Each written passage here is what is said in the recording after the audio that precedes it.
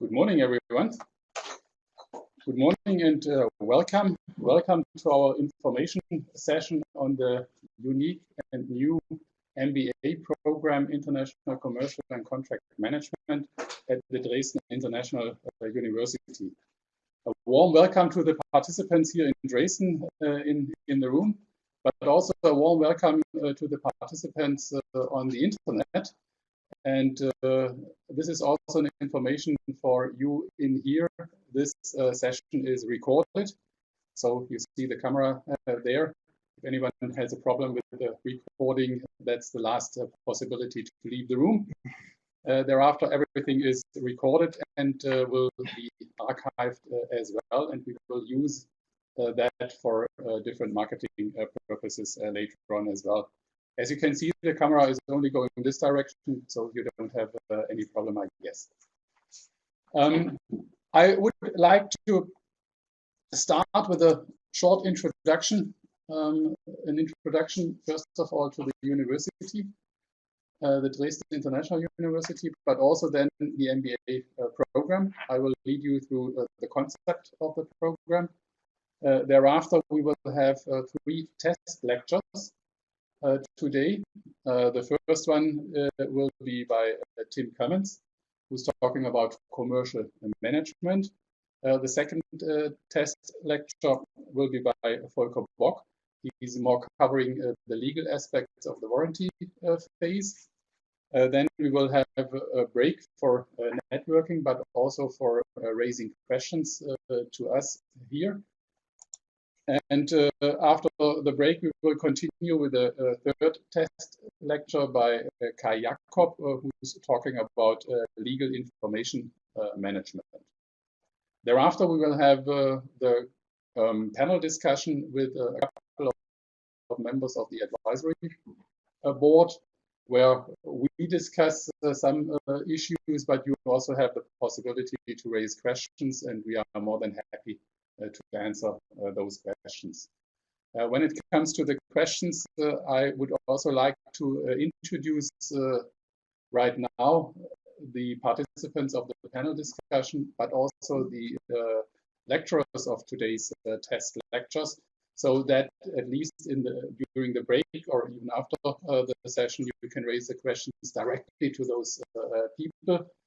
So I will start over there. Tim Cummins, you will have the first test lecture, and you will also be a member of the panel discussion. Right next to him, Kai Jakob, who will have the test lecture and will also sit on the panel. I do see Matthias Hofbauer over there, who will be on the panel over there on the on the panel discussion. Next, Volker Bock, who will give the test lecture there. Michael Hammes over there, who can answer the questions. Did I miss anyone? Carla Kine is not here yet. Hopefully she will join us a bit later. We also have Benjamin Vollmer of the advisory board, who will not be on the panel, but maybe you jump in for Carla Kine later on. We are a bit flexible on that one. Okay, so that's it with respect to the agenda. I hope that is all fine with you. I don't see any objection. That's good. So let's get started then. Let me try to first of all introduce the Dresden International University. The Dresden International University was established in April 2003. It is the postgraduate institute of the Technical University of Dresden. TU Dresden, the Technical University of Dresden, is one of 11 excellence universities in Germany. So it's pretty high ranked and well recognized. And as I said before, the Dresden International University is the postgraduate institute for the Technical University. We have here at the Dresden International University a couple of different programs. We have master programs, such as the new MBA program on International Commercial and Contract Management. Besides that, we also have bachelor programs and certificate programs. We might come later to some possible combinations of those when it comes to the requirements for the participation in the MBA. The next is as we said, we focus on the postgraduate education and interdisciplinary studies. And this MBA is a very good example for that, because we are really interdisciplinary. We are covering a couple of areas under the topic of commercial management, but we are coming from the commercial side, the legal side, the management skills, and the soft skills that are needed to do so. So that is really interdisciplinary, what we are doing there. The Dresden International University has approximately 3,000 students, a bit more than 2,800 to be correct. And in 38 courses of studies, that's the status of end of March 2016. We have a third of the participants are foreigners, so this is also underlining the internationality of the courses and classes, and this is also applicable to the course here. Right now, we do have already people from different countries here. Our lectures are international as well, and this is what we try to offer and also practice there, this international context.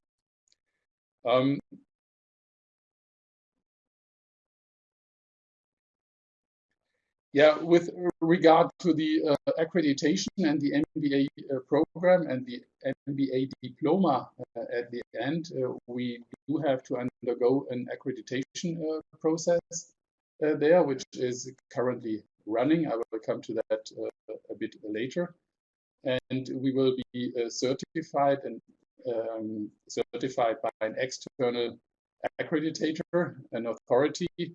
And on top of that, the ministry is also recognizing this diploma as a recognized diploma here in Saxony. So therefore, it has all kind of recognition that is necessary to have a true MBA at the end of this course. So that's the information on the Dresden International University. Let me now come to the MBA program, International Commercial and Contract Management.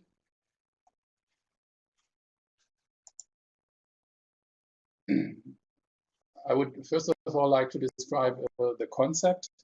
It is a Master of Business Administration, MBA, and this makes this course a bit special as well. A couple of other courses, not exactly on the same subject, but in the area of especially contract management, are often linked to the law faculties there, and sometimes you can get an LLM or something like that. But we have said contract management is part of the bigger theme of commercial management, and we definitely want to focus much more on the commercial side of it, and therefore business administration would be the right topic. So that's the reason why we have the Master of Business Administration, the MBA program there.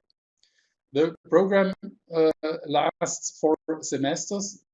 This is split over 2 years, and 3 of those semesters are lecture semesters. So you participate either here in Dresden or in the weekend courses. Some of them will be in Frankfurt, mine as well.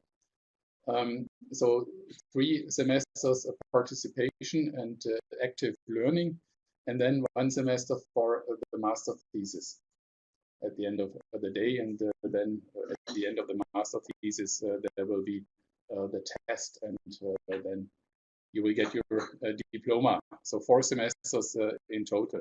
It is part-time. We do have 1 week of presence per semester here in Dresden. The first one starting in October this year for 1 week here in Dresden. And then we have a couple of weekend courses. Some of the courses are here in Dresden. Some other courses will be in Frankfurt Main, which is a bit more convenient with respect to infrastructure and traveling. And therefore, we have the split being in Dresden, but also being in Frankfurt Main. The course language will be English, and the lecturers are a very good combination of academic background and practical experience. We do have 50% professors and 50% of practitioners giving the lectures there. And again, it's not a purely academic course that we are having. We really want to have the link to the practice, and we will have a very interactive course here with the practitioners there. So that's the main concept. Let me now come to the team that is behind all of that. First of all, we do have the academic directors. One of them is me, and besides me, we also have Professor Lasch here of the TU Dresden, who is the co-academic director for that course. And we have a very good advisory board in place, and this advisory board is first of all very active. There we have developed the concept all together and evaluated that, and even today a couple of the board members are here for the panel discussion and are ready to answer all of your questions there. When we composed the advisory board, we looked into 4 different areas. First of all, we wanted to have practitioners coming from the companies, so that we exactly know what the needs of the companies are and what the needs of the students might be there. And here we have representatives of Ericsson, SAP, Linde, and Bombardier in there. So different sectors even of industries, different areas, and all of them are represented in the advisory board. Second, we said we do want to cover all the advisors that are acting within contract management and commercial management. And here we have, again, 3 different representatives in the advisory board. One representing the legal advisors coming from a big law firm. The next one, more the financial advisors coming from one of the top 5 companies, PricewaterhouseCoopers, and the last one coming from a claim consultancy, Hill International. So again, we have different areas of advisors in there in our advisory board. The next group is the group of associations, and there we have the ICCM being represented in the advisory board. The ICCM is the International Association for Contract and Commercial Management, and we also have the VDMA being represented in the advisory board. So that is covering the associations. And last but not least, we do have the universities and the science in there. Professor Lücke is representing the academic side in the advisory board, and Professor Lasch as the academic director is also in there. So I guess we have a good representation in the advisory board that we are covering all angles of a very good MBA program. And altogether, we have kind of developed the curriculum, and the concept of that course is, first of all, it's a modular concept. And the core of the course is going along project or contract phases. Before going into the contract or project phases, we have said we need some basic modules at the beginning. And therefore, module number 1 and module number 2 are covering more basic informations and topics. The first one is the introduction to commercial and contract management as a function. And second, also covering the legal basics that are needed throughout the whole contract life. The second module is giving the financial basics for commercial management that can be applied throughout the whole life cycle of a contract or a project. So those are the two basic modules, and then we start really digging into the phases there, and have we are starting even before the contract is being signed. The pre-award phase, which we think is very, very important as well.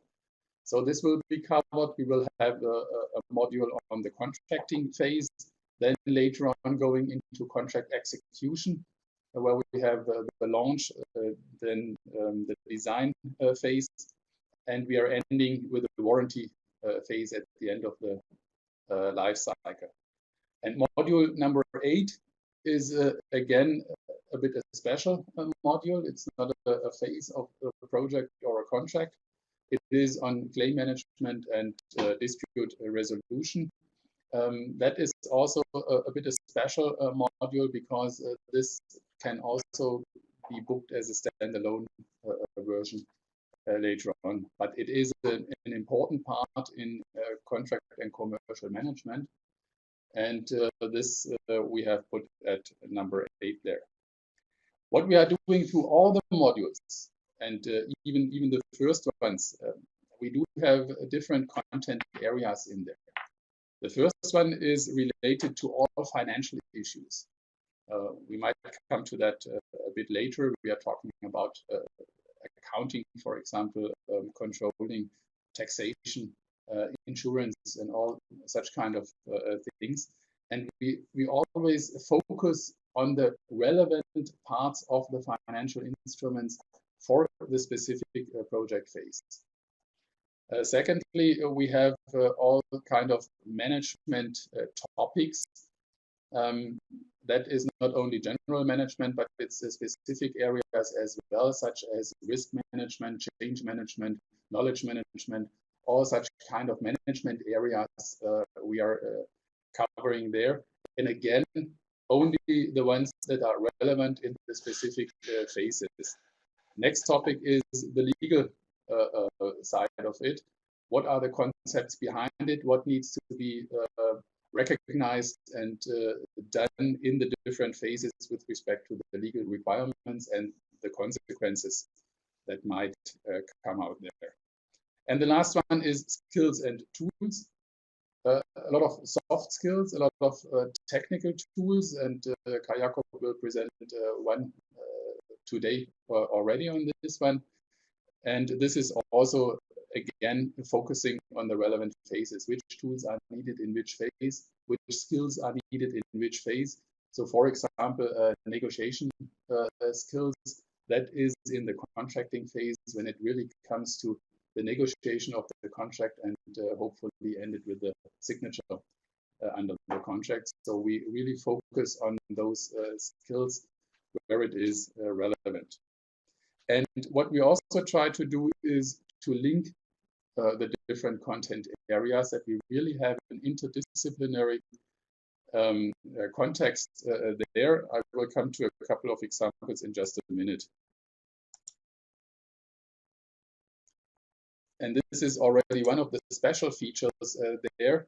We try to combine things where possible. Let me make 3 examples there. The first one is we have one lecture on research and development and innovation management, which is very early on, takes place when it comes to the products and in line with the strategy. We talk about research and development and innovation.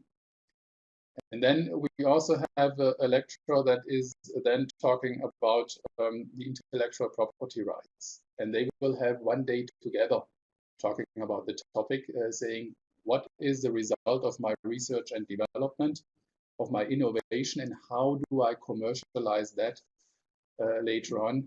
That goes into the patents, the license agreements, and all that kind of stuff. So it's really linked at that stage. It's not isolated, but really linked. The second issue there is scheduling. We do have a lecture on scheduling, and again, we will have one day where two lecturers will do that together, where we have the scheduling, but also then the legal consequences. Who, for example, owns the buffer?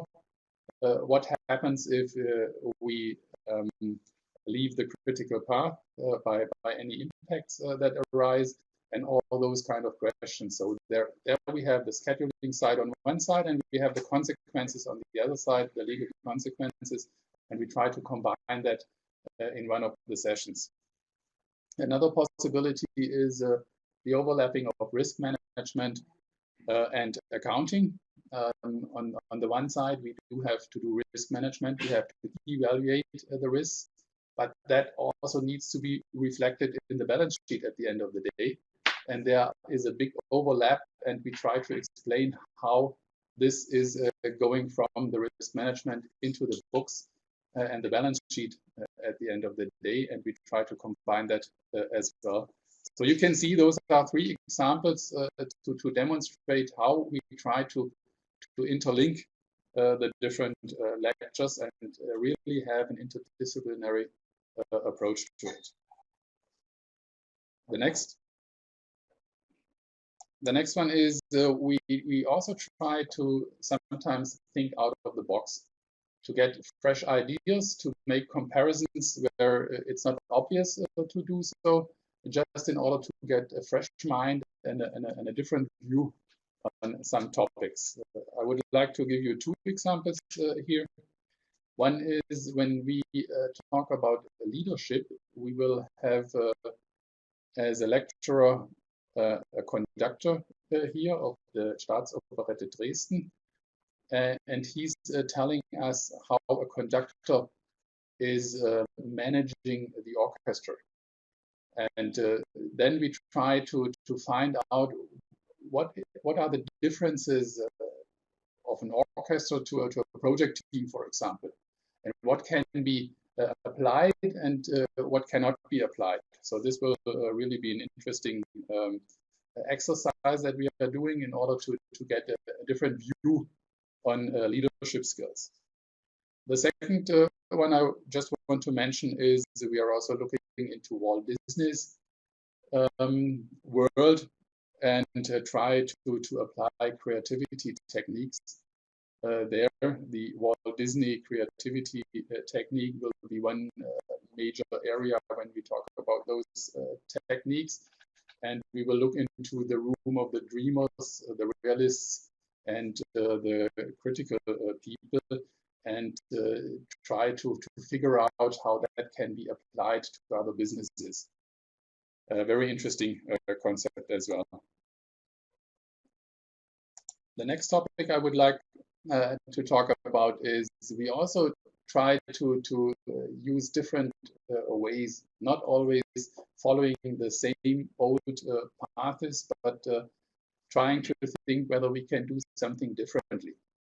And again, a couple of examples there. The first one is contract visualization. There will be a lecture on contract visualization. How can we draft contracts that they are easier to be understood by the people that are performing the contracts? Right now, contracts are drafted by lawyers, can only be understood by lawyers, and probably they are only drafted for lawyers, the judges later on, but not for the people that have to perform and execute the contract at the end of the day. And what are the possibilities, or how can that be changed, and what might help to better understand the context and the content of the contract later on? How can we transfer the contract wording of the lawyers into, for example, pictures, flowcharts, timelines, and the like? This is what we are going to learn in that module. Another one is the relationship between relationship management and contract management.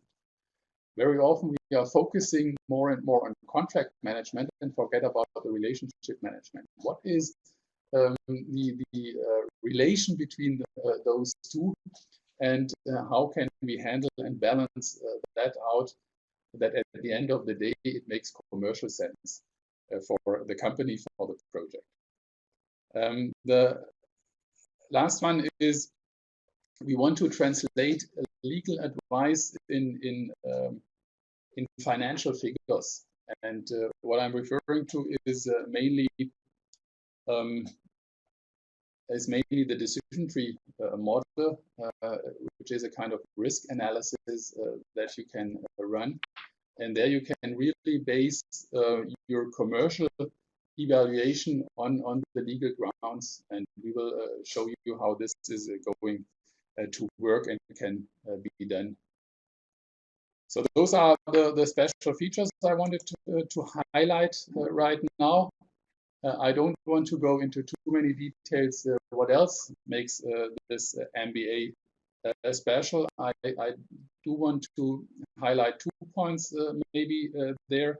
One is the networking aspect, and we do have, as you have seen, lecturers from all kind of industries, from all kind of areas, academic background, but also a company background, and really hands-on lecturers. And you have perfect possibilities to start a good networking, not only with the lecturers, but also within the students there. And this course is not only for lawyers, not only for businessmen or financial people, not only for engineers. We will have participants coming from different areas, and this gives a perfect opportunity for networking. It's not only addressing one specific industry or branch or whatsoever. We are covering a lot of different industries, and again, this is giving good opportunities to discuss different topics. And the other point I want to highlight again is this international context. Commercial and especially contract management are getting more and more global and international, and therefore we really want to focus on those global aspects as well. We are not focusing on German law here, we are not focusing on Germany, but we try to make the global picture and make it as international as possible. Okay, the target group, as I said before, we are not focusing on one group only. We want to address different peoples here. For sure, all commercial managers, contract managers, and claim managers, that is the core. We are very much also focusing on project managers, and in project management, very often you have the commercial side and you have the technical side, so it would be very interesting for the technical people to get the commercial background in order to better fulfill their technical role. And we also want to educate the commercial project managers in that area in order to further improve their knowledge. We also address the lawyers, and this is directed to in-house counsel, but also to external lawyers. External lawyers, but also in-house counsel, it's very important because they really have to tailor their advice to the clients. And in order to do so, they have to understand how the clients act and plan. And therefore, it's very important to understand how those big projects, contracts are run, what can be done, and what kind of advice the clients are looking for. And therefore, we are addressing the lawyers here as well. All kind of consultants that I've covered at the beginning, from financial claim consultants, legal advice whatsoever.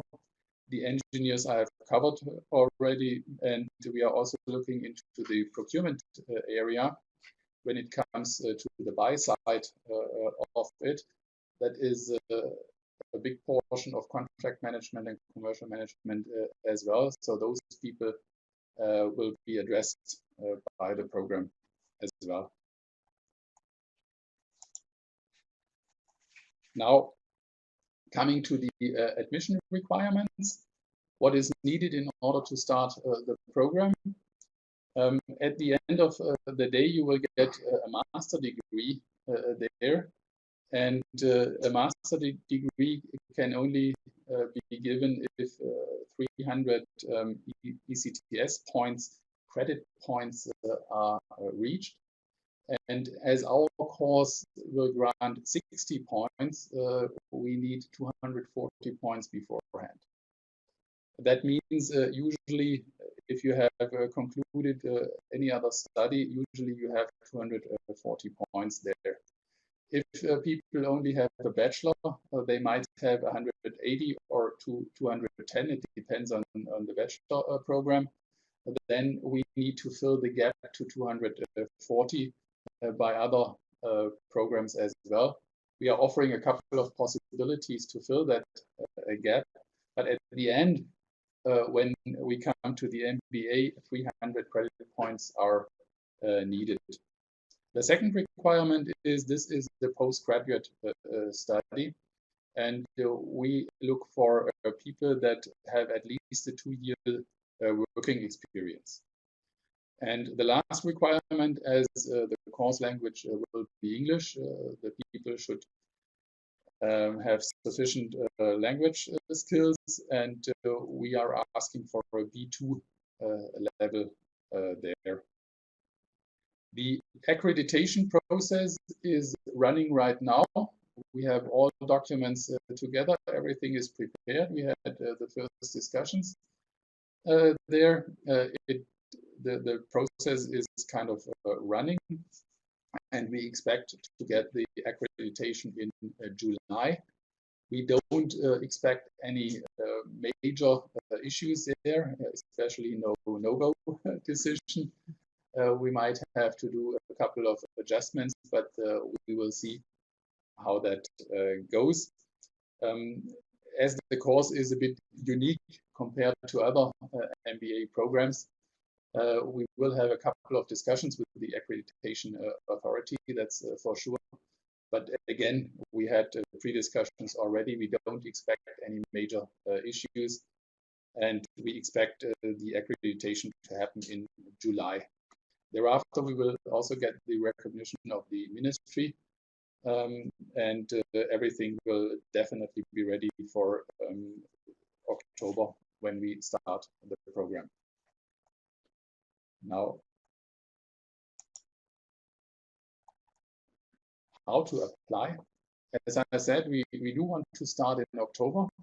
October 10th is the first day. It's a Monday, and we are starting with a complete week there with a couple of different topics. I guess, Tim, you have the first 2 days on commercial management there.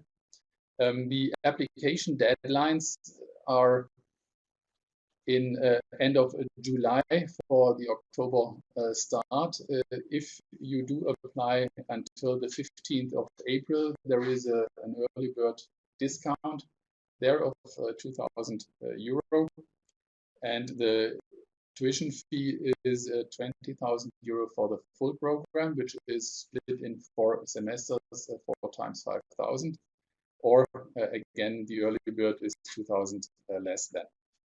What needs to be done in order to apply? A letter of motivation needs to be sent, a CV needs to be submitted, a copy of the high school or junior college diploma, also of the master and the bachelor's degree, in order to demonstrate that the 240 credit points are already reached, and a proof of the English language proficiency. So those are the requirements for the application. For the last one, I mean, the proof of English proficiency? Is it really necessary? Because I guess yeah, but we have to demonstrate that we have checked that. We cannot just say, yeah, it's okay. This really needs to be demonstrated in one way or the other. That's what I'm asking. Okay, we can discuss that later, how we prove that. Okay, if you either want to send your application or have any further questions, we do have the project manager, Elke Schleif, here as well. You can contact her under those contact data which you see there. The best is, I guess, by email, getting in contact with you. You can also find further information on the website. The link is on here. So everything is provided there. You can see the curriculum and all kind of documents that are needed.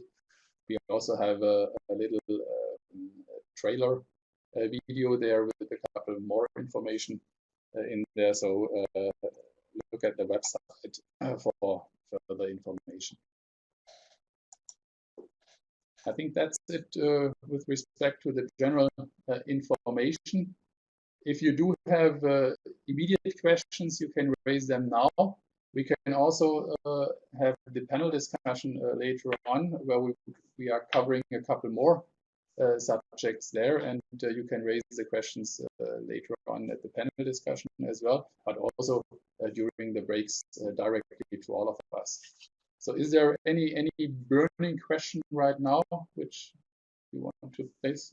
Well, as you mentioned earlier, that the curriculum is based on modules.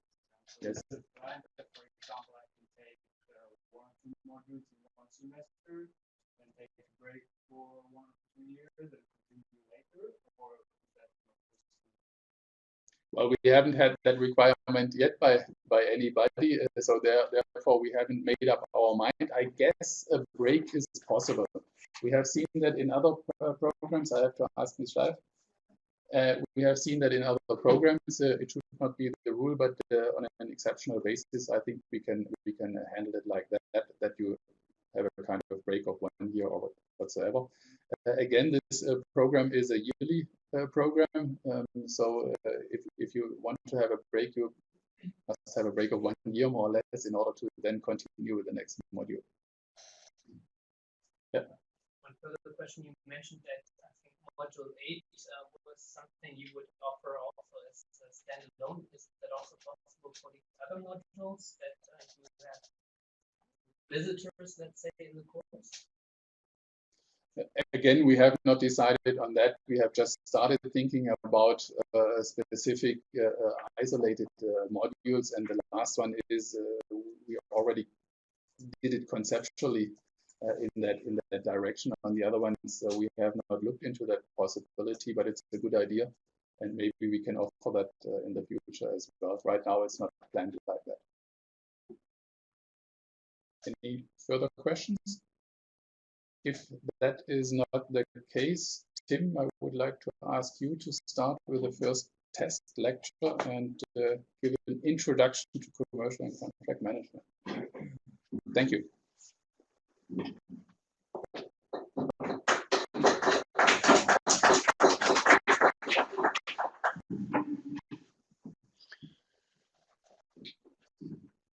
Well, sitting here will certainly prevent me from being quite as animated as I usually am. So we will try and make it a seated but inspirational conversation about contract and commercial management. Last year,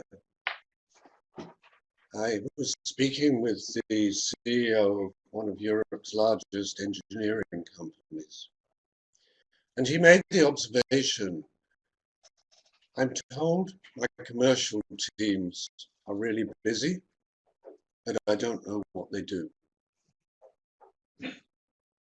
And I think far too often as we look at the field of contract and commercial management today, we face precisely that problem. I'm very excited by the creation of this program here in Germany. I'm also particularly excited because we're seeing similar trends and similar interest worldwide. The issue that CEO was reporting was in many ways down to the fact that this function, this area, this discipline, this activity area within business has not tended to really attract or train people for commercial leadership.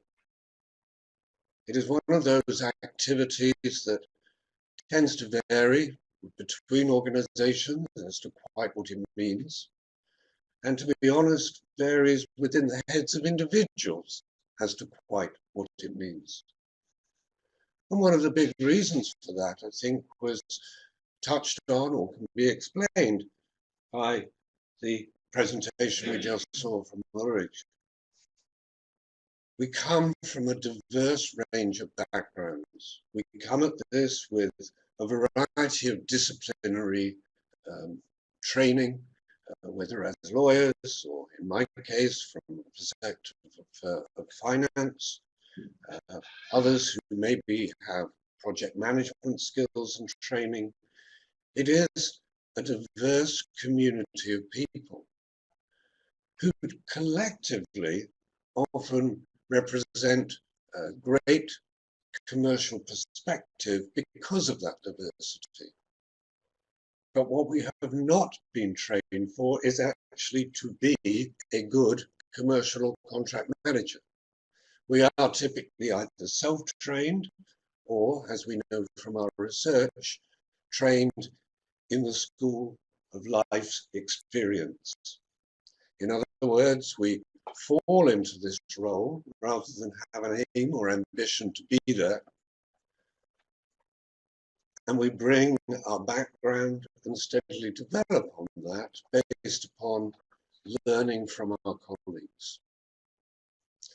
So what this is enabling is the creation for the very first time, at least here in Germany, of a much more disciplined approach. And as Ulrich says, one of the great things about this program is that it is indeed international in its perspective. It will be international in its participation.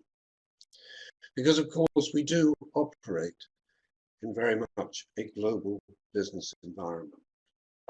And whether or not we particularly agree with the way that other countries and cultures do things is really not the point. We have to find ways of bridging across them. And that CEO was really saying, in today's complex business environment, would expect to see my commercial team in my office far more often. I would expect them to be coming in with a challenge and also with new and innovative ideas. Because good commercial is about a balanced combination of creativity and control. What I wanted to do today, and I trust this is in line with what our purpose is today, or is to give you just a brief overview of how this will begin, the context within which this program is being developed. And I want to give you a sense of how I at least would see those first couple of days running. Because of course this is going to be an experienced group with therefore a lot of rich interaction that's made possible. I can click if you want to. Sure, if you don't mind doing that. So, or if you want to use this, you just click on here and it will go on. Okay. Very small. No, with a left click. Oh, you are Apple user? I'm a multitask user. I can click it, just tell me and I could go on. a moment to reflect. After all, commercial and contract management are very much about trade and the enablement of trade. And I think it's extremely important that we actually think about the context in which we're undertaking this study and the importance and relevance it has to business and society as a whole. I think this observation that really the distinctive feature of humanity is, in fact, its ability to trade is a really important one. There is evidence that suggests, of course, that trade began long before there was even speech.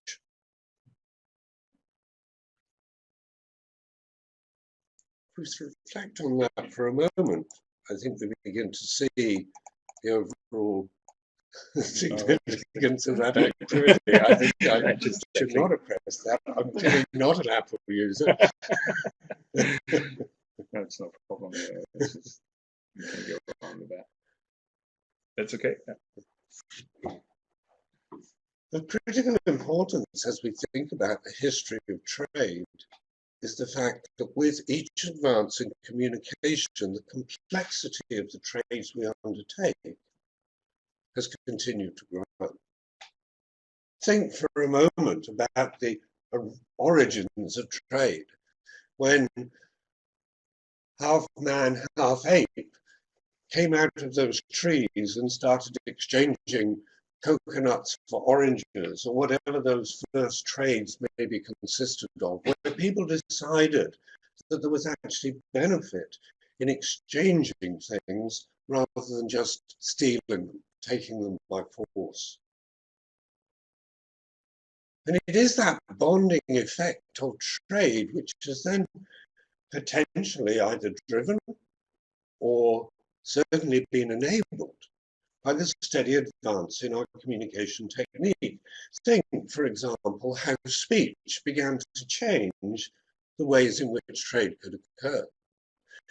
Think of how maritime transport started to change it yet again. The ancient Phoenicians and others who sailed up to Europe and started trading all sorts of items that others didn't have. In fact, the one human society that's been discovered where there was absolutely no trade and therefore no development was in Tasmania, where it was discovered that people had been isolated for thousands of years and had not even discovered fire. They were living in such a primitive state because there was no interaction with other cultures or societies. Think how our communication capability continues to transform, and you begin to get a sense of why commercial and contract management are becoming such critical ingredients. Because, of course, as soon as we moved away from barter and started to move towards future commitment and promise, we needed some way of establishing principles and rules around how that would operate. What was your obligation to supply me with those oranges in return for those coconuts I'd just given you, because they had different cropping seasons? How did we administer that? When you failed to give me the oranges, what was my recourse? Because, of course, we didn't actually have lawyers at that particular time. But fortunately, later on, we discovered writing. And we know that the earliest contracts, the earliest record of commitment goes back at least 6,000 years. Writing itself was another massive development, therefore, in communication that began to enable future commitment, and it began to create a system whereby people were held to those commitments. and on we go to a world where now we have networked technologies. And I would suggest to you that we're only just beginning to understand the impact that network technology is actually going to have upon the next phases of development of our society. Technology is transforming the world in which commercial rules, policies, practices need to be created, and in which contracting policies and strategies need to be implemented. So the implications of all of this, as understood by that CEO, are that this is a critical discipline in not only enabling business, but in enabling the continued progress of human society. So, thank you very much. What this leads us to is the fact that specialized business and trade lie at the heart of human advances. In other words, building leadership in this discipline, building context for it, having more consistent tools, methods, and techniques is becoming increasingly important. What we will be looking to do very much as we move forward is therefore driving a lot of active discussion. For instance, what are some of those critical characteristics as we look at the principles of commercial management? I think here we need to talk about issues such as trust. To what extent is trust critical? It's here that we begin to explore also things like the correlation between formal contract commitments and the rule of law versus the importance of the human relationship. Are human relationships that important anymore? And if so, when and in what circumstances? Depending upon what culture you're operating in, the importance of the relationship varies. Is the relationship today between people or between organizations? When you're entering into a 30 or 40-year contract commitment, as I suspect very often you would be at, say, Bombardier, or you certainly are if you're in an industry like aerospace, then what is the role of the personal relationship when obviously those people are going to be regularly changing through the lifetime of the activity? So we're having to think in much different and far more mature ways about the way in which relationships get structured and managed.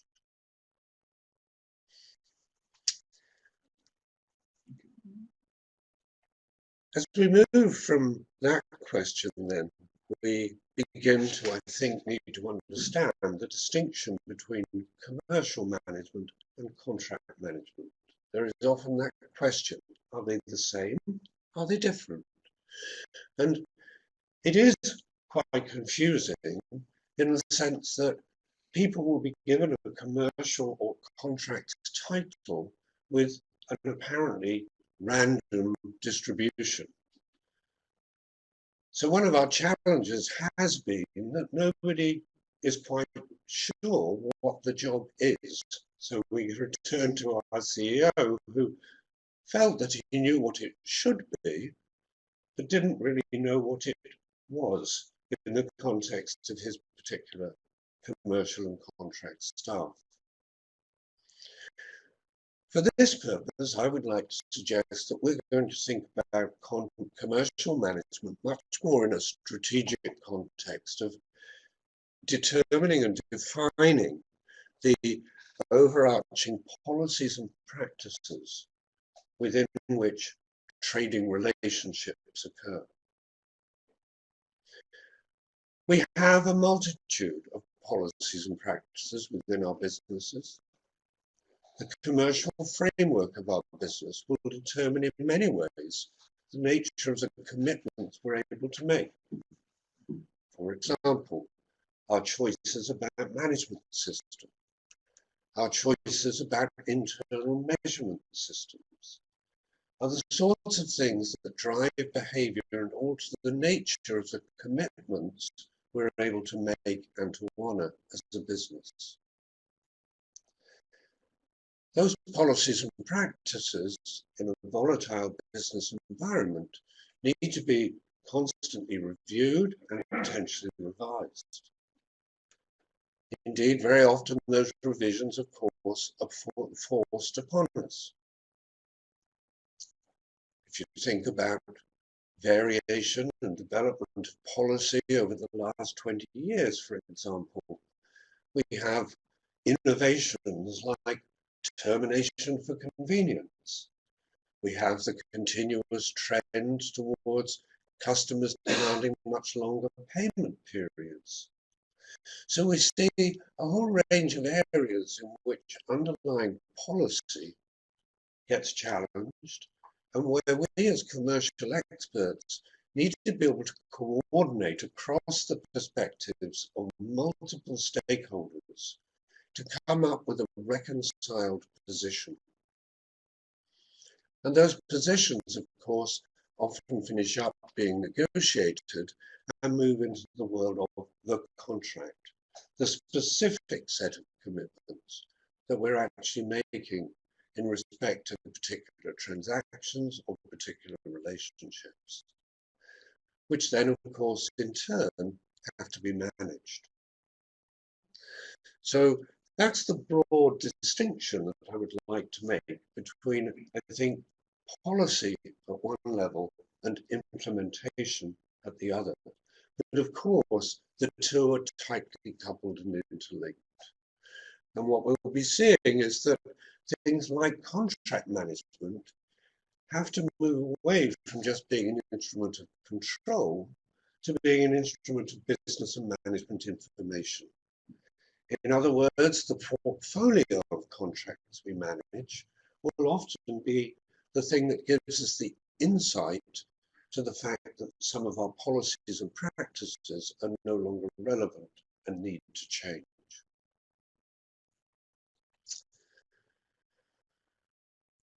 So what is the executive problem statement? You're going to see some illustrations in a moment as to why executives consider this to be a problem. But ultimately, I think we all know too many of today's trading relationships and projects underperform. Indeed, the more strategic and the more complex and the more focus there is on today's trading relationships and contracts, the greater the likelihood that it will fail. There seems to be, in fact, a direct correlation to the fact that if the CEO is involved, it will probably go wrong. Now, is that because of the failure of commercial groups to offer appropriate advice and guidance and challenge? I think often the answer is yes. But it's also because far too often the right commercial resources and capabilities are not deployed. Ulrich gave one example of that, an area on which we've been doing extensive work, when he talked about the need for new design for contracts. We are, after all, and we touched at the beginning on the importance of communication and how communication is driving more and more complex trading relationships. Yet when it comes to contracts, we continue to utilize archaic communication methods and language. It is as if we are deliberately trying to build risk into those trading relationships by using instruments and vehicles that virtually no one can understand. So we become, if we're not careful, through those practices, a source of risk. Now, Of course, it is the lawyers on one level who perpetuate that method, but it is up to contracts and commercial management to challenge it, to make the observations that says this is risky, this is something that is causing failure, it is not acceptable. At a European Union level, there's been research into the world of mega projects. That is, projects with a lifetime expenditure of more than $500 million. Between now and 2030, it is estimated that the public sector globally will spend over $100 trillion on mega projects. According to the EU research, only 35% of those projects can really be considered a success. 20% of them fail completely to deliver anything of any real value. And on average, mega projects come in 2 years late and 80% over budget. We are at the heart of many of those projects. Yet we are typically not driving and determining the best methods for success. We move into each project as if it were a standalone activity. There is little replication of knowledge or experience, and very often commercial teams are rather peripheral to the whole project. That is what programs like this are designed to change. By creating a cadre of leaders who have the confidence and the competence to lead not only those mega projects, but also to challenge their businesses and help their businesses to build true commercial and contract capability. Whether it is issues of process, whether it is around contracts and relationships, whether it's around skills, knowledge, techniques or tools. Desperately, businesses today need people who understand how to make this work better. Why do they need that? Well, let's just have a look at a little bit of the data. And these are the sorts of things within this program that we're going to be exploring. Here you see a set of headlines from media that is some 7, 8 years old. The financial crash created a new awareness around waste. Suddenly we moved to a world where public sector in particular, governments especially, recognized that not only were the good times over, but actually they were probably never going to return. So we have to start looking at the delivery of public services in a new and different way. The public service delivery is increasingly dependent on partnering with the private sector. If you look at the UK government as an example, before the financial crisis, about 20% of government revenue was spent on external goods and services.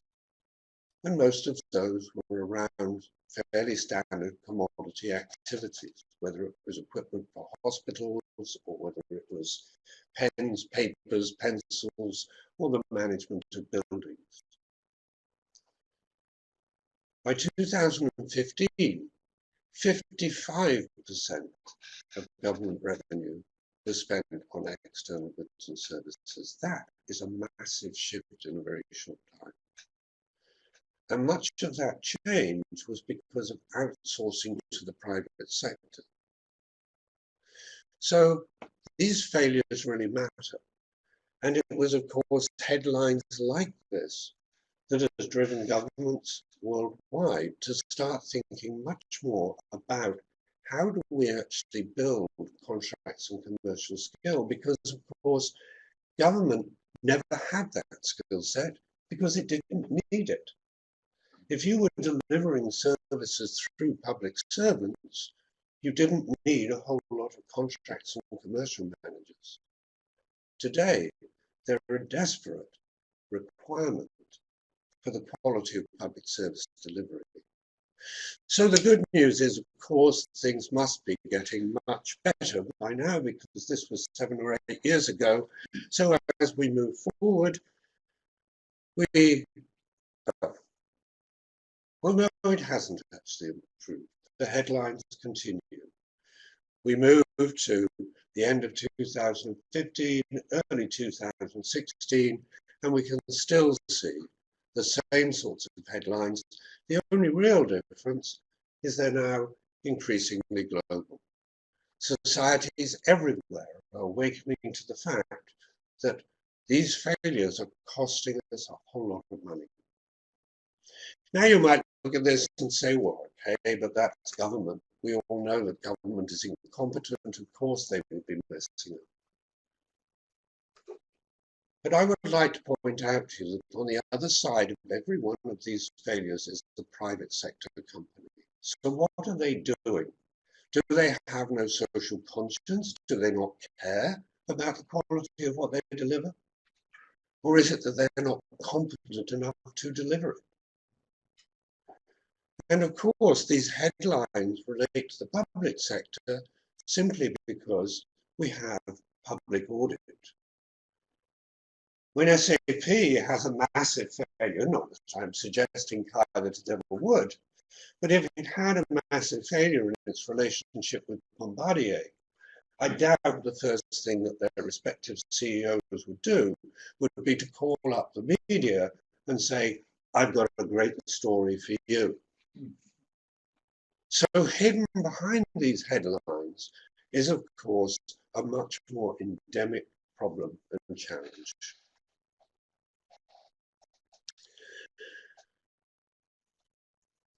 Now, we know from our research that there are a whole range of repetitive issues and causes for these failures. Here you see what we've identified as the top 10, the 10 most frequent causes of these failures. What are we doing to tackle those? How would we remediate? The scale of loss alone would suggest that this is an important priority. But it's not, of course, just the scale of loss that's visible in terms of lost revenues, cost overruns. It's also about lost and missed opportunity, the opportunity for growth and innovation that comes with failure. When we have poorly performing contracts, not surprisingly, not only do we not meet the objectives that were originally set, but we miss any opportunity for improvement or growth or innovation because we're too busy sorting out the problems.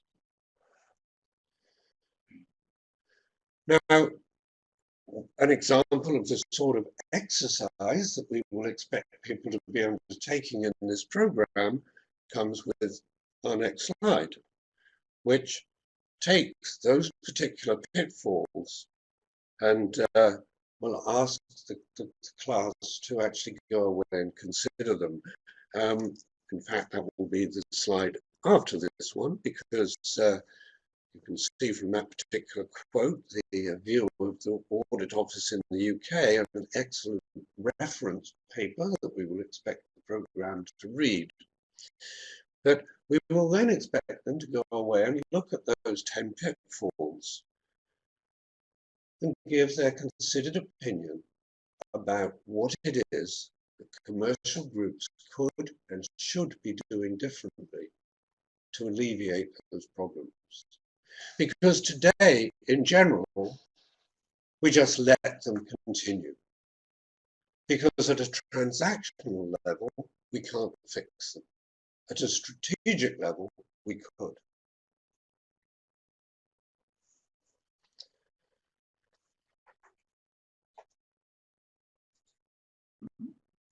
So, No.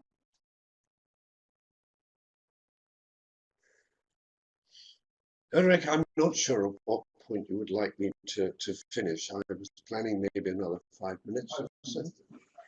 So just very quickly, let's just look at some of the sort of influences that I think we need to be considering and talking about as we look at commercial skill. If we can move through this section pretty rapidly, please. So as we look at this, we see an environment in which there are some very clear trends occurring.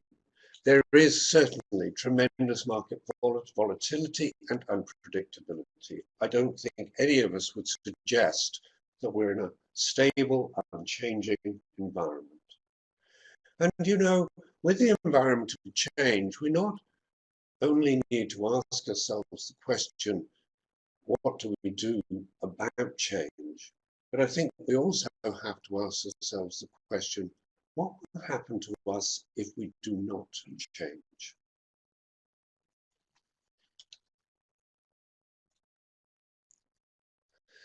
So the key drivers that we see behind this force, this interest, this growth of contracts and commercial management are indeed driven by issues such as the speed of change, the shifting focus within business towards better, different and new thinking towards markets and towards relationship outcomes. We have, as many of you in this room will know, moved away from the old world of caveat emptor. No longer are we able to say to customers, the risk for performance is yours. Increasingly, there is the expectation that suppliers take direct responsibility for the performance of their products and services. That means that very often our relationships are much longer term. Our need to remain actively engaged is much longer. And very often we are the ones, of course, who are determining the timing for innovation and for change within that relationship.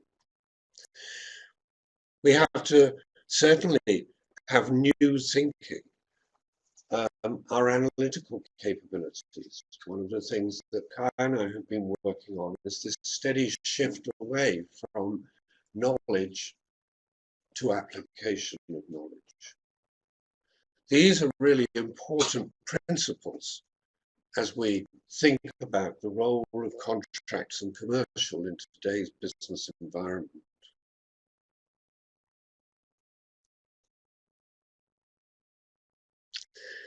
And then the critical trends that sit beneath that.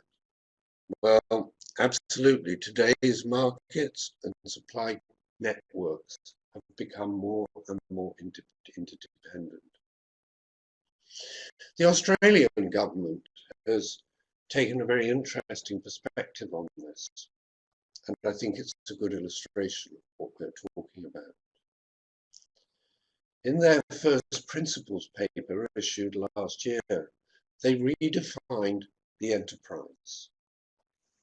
Traditionally, we tend to think of the enterprise as our organization, our people, us. It's an entity with a wall around it. You're either within the enterprise or you're outside it. And yeah, we may try and cooperate with people outside it, but at the end of the day, they're outside.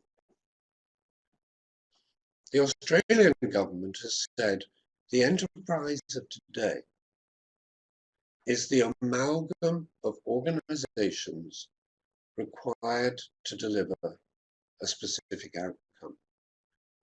In other words, it destroys the wall. It says whoever the participants are, where there is interdependency for this to happen, we must operate as a virtual enterprise.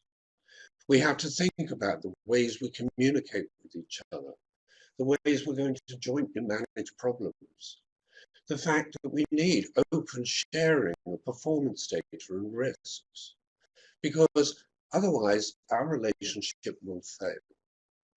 And of course, it's a lot of this thinking that lies at the heart of the new models and methodologies, such as relational contracting, which we have been steadily introducing to a number of organizations and governments around the world.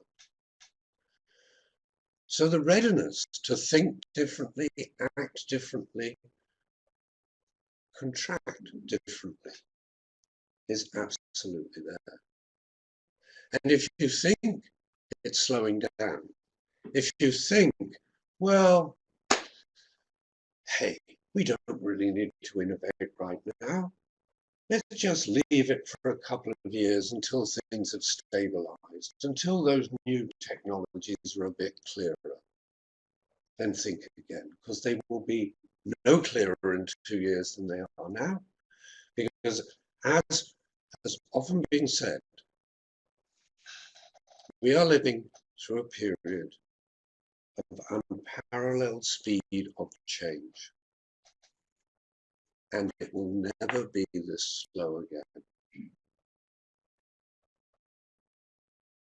So with those thoughts, I hope that gives you a sense of the sort of stimulation we anticipate creating, the context that we want to give for this program, and the challenge that we expect it to result in, not only for the individuals within the program, but from those individuals to the instructional staff and to themselves, each other as a community.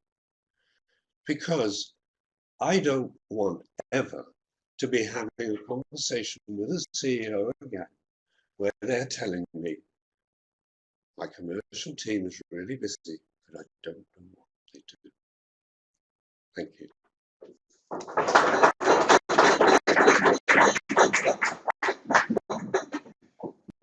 So thank you very much, Tim. Are there any questions to Tim on that subject? Right away, it doesn't seem to be the case. So then I would like to ask you, Mr. Bock, to give us the next test lecture on the legal aspects of the warranty phase.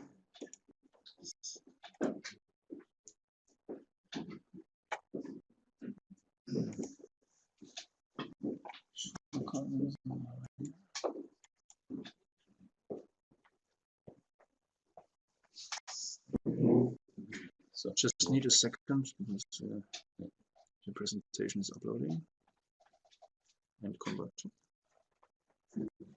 After it will show up and we can start. You show me where to You will see it. Okay. And yeah, I show you when you Okay. So good morning from my side. I also want to give you a brief overview on what I will be telling you. We're moving now, let's say, from the beginning to the end of a project. We're talking about the warranty phase and are going into a little bit more detailed things, the legal aspects of the warranty phase. just click on this button with the mouse. Just, yeah. Okay, that's fine. Okay, actually, I plan to talk 20 minutes about myself and my company, but we're a little bit behind time, so I will shorten this up. I'm a partner at NER LLP, which is one of the leading German and European law firms. I myself, so we have to stick with this slide probably for a while. No, I just click it out. So. Okay. I'm working more or less exclusively in the field of plant construction and international construction, and half of my time I spend with drafting contracts, and the other half I spend with disputing about contracts which are usually drafted by other people. So this gives me quite a broad overview on what is happening in the market, and I also think I see a lot of pitfalls, and my aim will be in the lectures which I will hold over 1 weekend to give you a theoretical overview, but also a lot of practical knowledge, and really you should take something for you for your practical work to avoid that you have to employ me for my second half, for the second half of my work disputing about contracts. First, this is the general overview on the program we will have in the warranty phase legal aspects. One main part will be acceptance. I will also go a little bit deeper into this later on, and we will have some examples about acceptance procedures. Of course, there will be a broad overview on the warranty claims. What are the claims that an employer will have if there are defects? What are the obligations of a contractor in case of defects? And of course, we will also have to discuss what actually is a defect, which may be different also in different regions of the world and concepts of law. Liability for damages in context with defects will also be an interesting part. I have an example which shows that there might be maybe differences between the contractual liability for damages and the statutory. Usually you will have limitations of liability, exclusions of liability, and this will also be a focus to understand what concepts are there, how in which different legal concepts are they valid, what are restrictions, and so on. We will discuss warranty periods. How long will a party be liable for defects? What pitfalls are included in this? There will be a lecture on termination and rescission in the warranty phase, not in the performance phase. That will be a different lecture earlier on. And we will have a look at the securities which are given, which are usual in the market for securing warranty claims, because of course a nice claim doesn't help you if you are not able to realize it on a commercial level.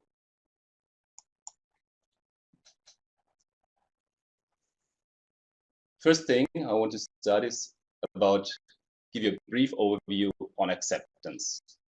And I want to start with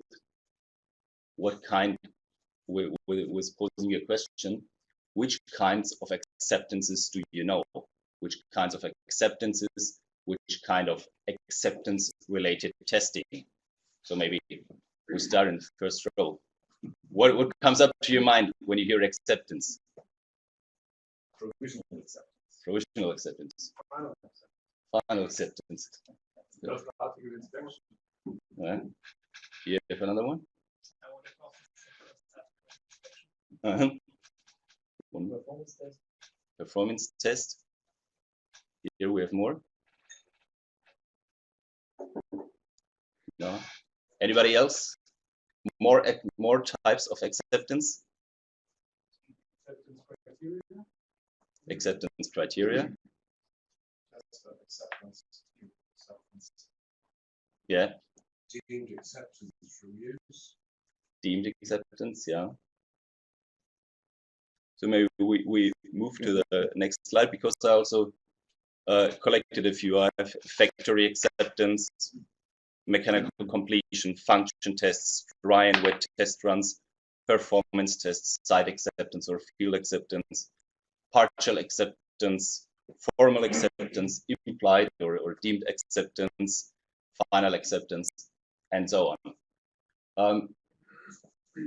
This will be a broad field of our discussion in the lecture to really understand what is behind all these different types of acceptance and different types of testings. What I want to tell you today is that we have, I would say, hundreds of words, but there is no standing legal concept or no standing technical concept behind most of them. If we take factory acceptance can be anything. That can be just a visual inspection of completeness, but it can also be really first function tests with a plant or parts of the plant being installed at the seller's plant, where they are undergoing function tests. What is really behind these terms is all in the contract. And if there is nothing in the contract, that's not good, I would say. If you have just a sentence in a contract saying before shipment there will be a factory acceptance test, and that's it. Nobody will know. I don't know. Maybe the two people sitting at the table and negotiating the contract, they have something in mind. But when it comes to the factory acceptance, maybe they are gone. They are no longer in the project. They are no longer in the company. So it is very important that you know you have to define all these acceptances and their criteria. There is one exception. In most jurisdictions, final acceptance has a legal definition. So you are able to handle final acceptance to some extent without having detailed regulations in the contract. But usually you will also have to include all of the preconditions in the contract. Final acceptance usually is understood as a declaration that the works have been completed in accordance with the contract, and usually to the exception of minor defects. Usually you set up a protocol for that. Now we're going on to the legal to have a first look at the legal effects of an acceptance. And I'm talking now about the final acceptance. Usually when you're having final acceptance, the warranty phase starts. This is also why we have the acceptance being part of the lecture on the warranty phase. The burden of proof for defects may change. Before it is usually the contractor, then it may be the employer. We have a shifting of risk, the risk of accidental loss or damage to the works is shifted to the employer. And this is very, very much different in different jurisdictions. If the employer misses to reserve his rights regarding defects which are known at the time of acceptance, or which maybe, but this depends a lot on the legal concepts, which are visible at the time of the acceptance, may be lost. So it's very important that you have a close look at the works before accepting them, and really declare everything and reserve everything which might be of importance further on.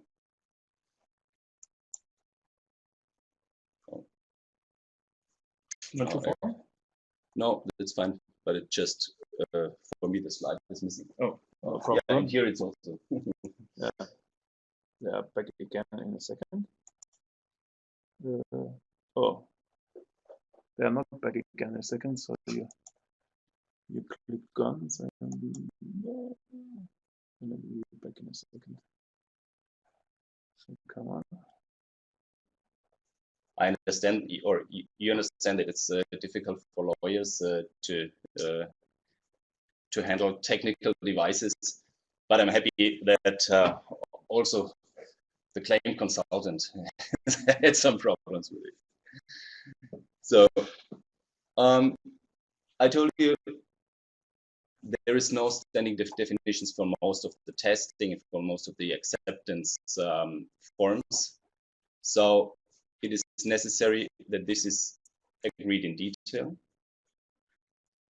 It may be agreed in the contract, but in many cases it will be agreed during the project implementation phase. There are projects where you know from the starting date what testing will be done, and you can make this in exhibit to the contract, and this is of course the perfect solution. But there are also many projects where you don't know when the contract is signed the detailed equipment which will be installed. Maybe the design is not yet completed, so you will have to develop a testing procedure during the project implementation. Whenever it is agreed, it is of the utmost necessity that you have a clear acceptance procedure, and it is also of utmost importance that it is agreed in a way which reflects the contractual regulations, meaning it must be the right persons agreeing on that, and it must be the right format. I've seen many cases where there was some agreement on project level on how to carry out, for example, performance tests.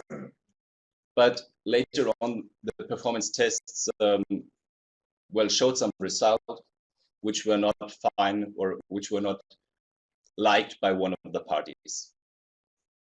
Then the discussion starts, but where's the agreement? And then somebody comes, yeah, look, we exchanged emails. And said, you were not allowed to do this. I mean, that this agreement had to be done by the managing director. Or you go to the contract and say, look, we have agreed that it must be in writing. The email exchange is not in writing in some legal sense. So you must be very careful to really make sure that you have a document which is clear, which is accepted, and which will be legally binding for being able to carry out the acceptance. What should be included in such agreement? And I have a few questions written down here, and I would say to every of these questions I already had a dispute, meaning a dispute in the sense of arbitration or litigation.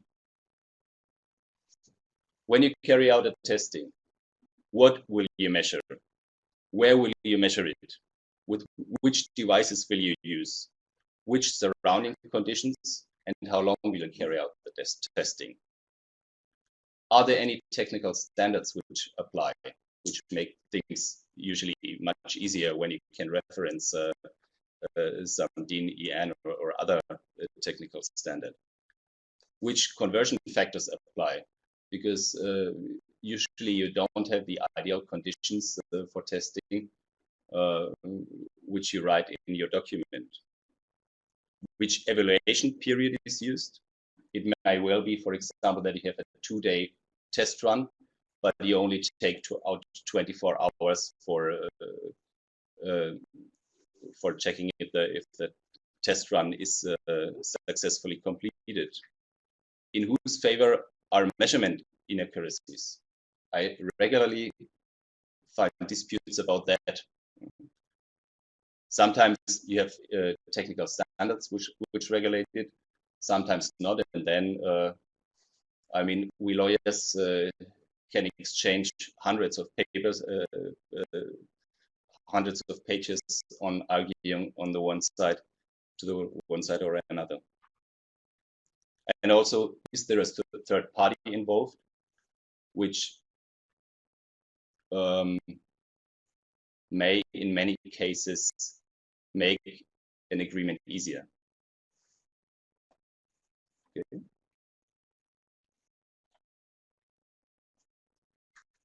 Now, I will bring you, or I will tell you two examples showing what can happen in the field if there is a or if there is a problematic or pathological agreement on testing. We had an EPC contract for a power plant, and there were some guaranteed performance values. One of them was the gross output, and was said when completed, the power plant must have a gross output of 20 megawatt. This must be at 15 degrees centigrade outside temperature with an air pressure of 1013 millibar, and the testing must be done with some defined fuel. Yeah. First look, you say, well, that looks good. Surrounding conditions were agreed. Furthermore, people agreed that this test run shall be carried out according to a technical standard. In this case, according to the technical standard DIN 1942. So, looks good. Actually, there was a big dispute finally whether the 20 megawatt were reached or not. What happened? This technical standard says that you have to carry out conversions with regard to the surrounding conditions for the surrounding conditions that have been agreed in the contract. And that has been done in this case. For example, it was not 15 degrees centigrade, but 17. There was a different outside air pressure. And this was recalculated, and the result was more than 20 megawatt.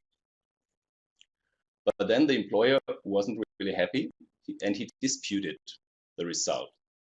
What he said was you measure it at the turbine, and he said, well, yes, you reached the 20 megawatt, but you were using steam with a higher temperature and pressure that you would usually use. He said, it's like you're running a test, you're driving a car, and the engine speed is too high. You're going to the, let's say, red level. So he said the performance test has not been successfully passed. But in the contract, there was nothing said about the steam at all, so no steam temperature, no steam pressure, and also the technical standard did not mention it. So the question was, test completed or not completed? Do you have any opinion on that? It's a dispute situation. I think also in advance, you as a lawyer could not handle this. This problem, because you do not see this problem. Yeah. And yeah, both parties says, okay, this is the industry standard, and the other party says this is the industry standard, and yeah, I think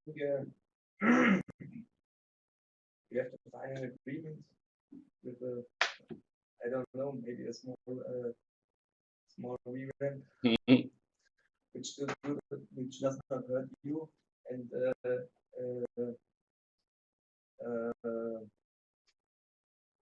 yeah, and makes the other party happy, let me say.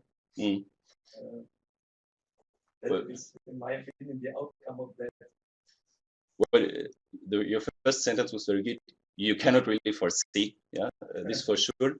Actually, we were representing the employer in this, no, the contractor in this case, and we won the case. It was finally decided that the test was completed because the arbitration panel said that no steam criteria were agreed. They are not mentioned in the technical standard, so they are not considered. Actually, the dispute was then more about you're always using car examples when coming to technical problems. So the other side said, you're driving in the red zone, and we said, no, we're driving in a high zone, but not in the red zone. Yeah? And finally, the arbitral tribunal thought it was maybe close to the red zone, but not really in.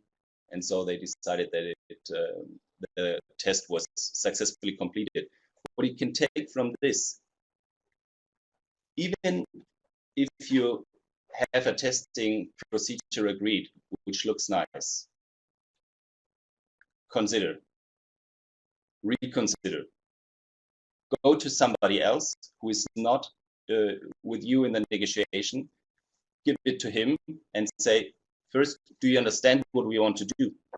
Is it clear for you as a person from outside? And then go back and reconsider. You can't spend too much time on this. This is what I want to give you from this example.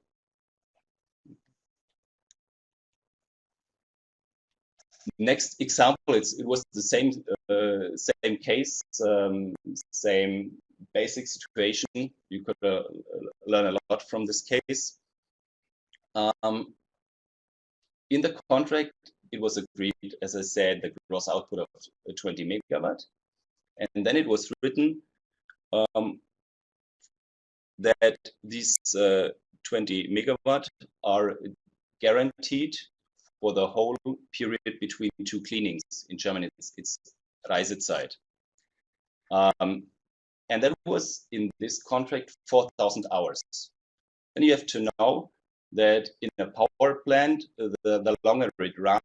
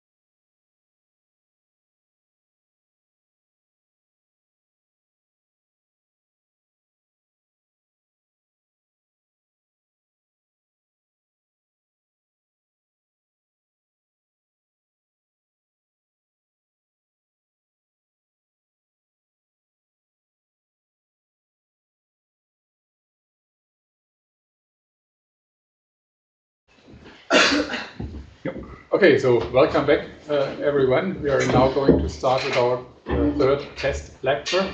And this time, Kai Jakob is going to talk about a very interesting topic, from folders to artificial intelligence. Kai Jakob, please.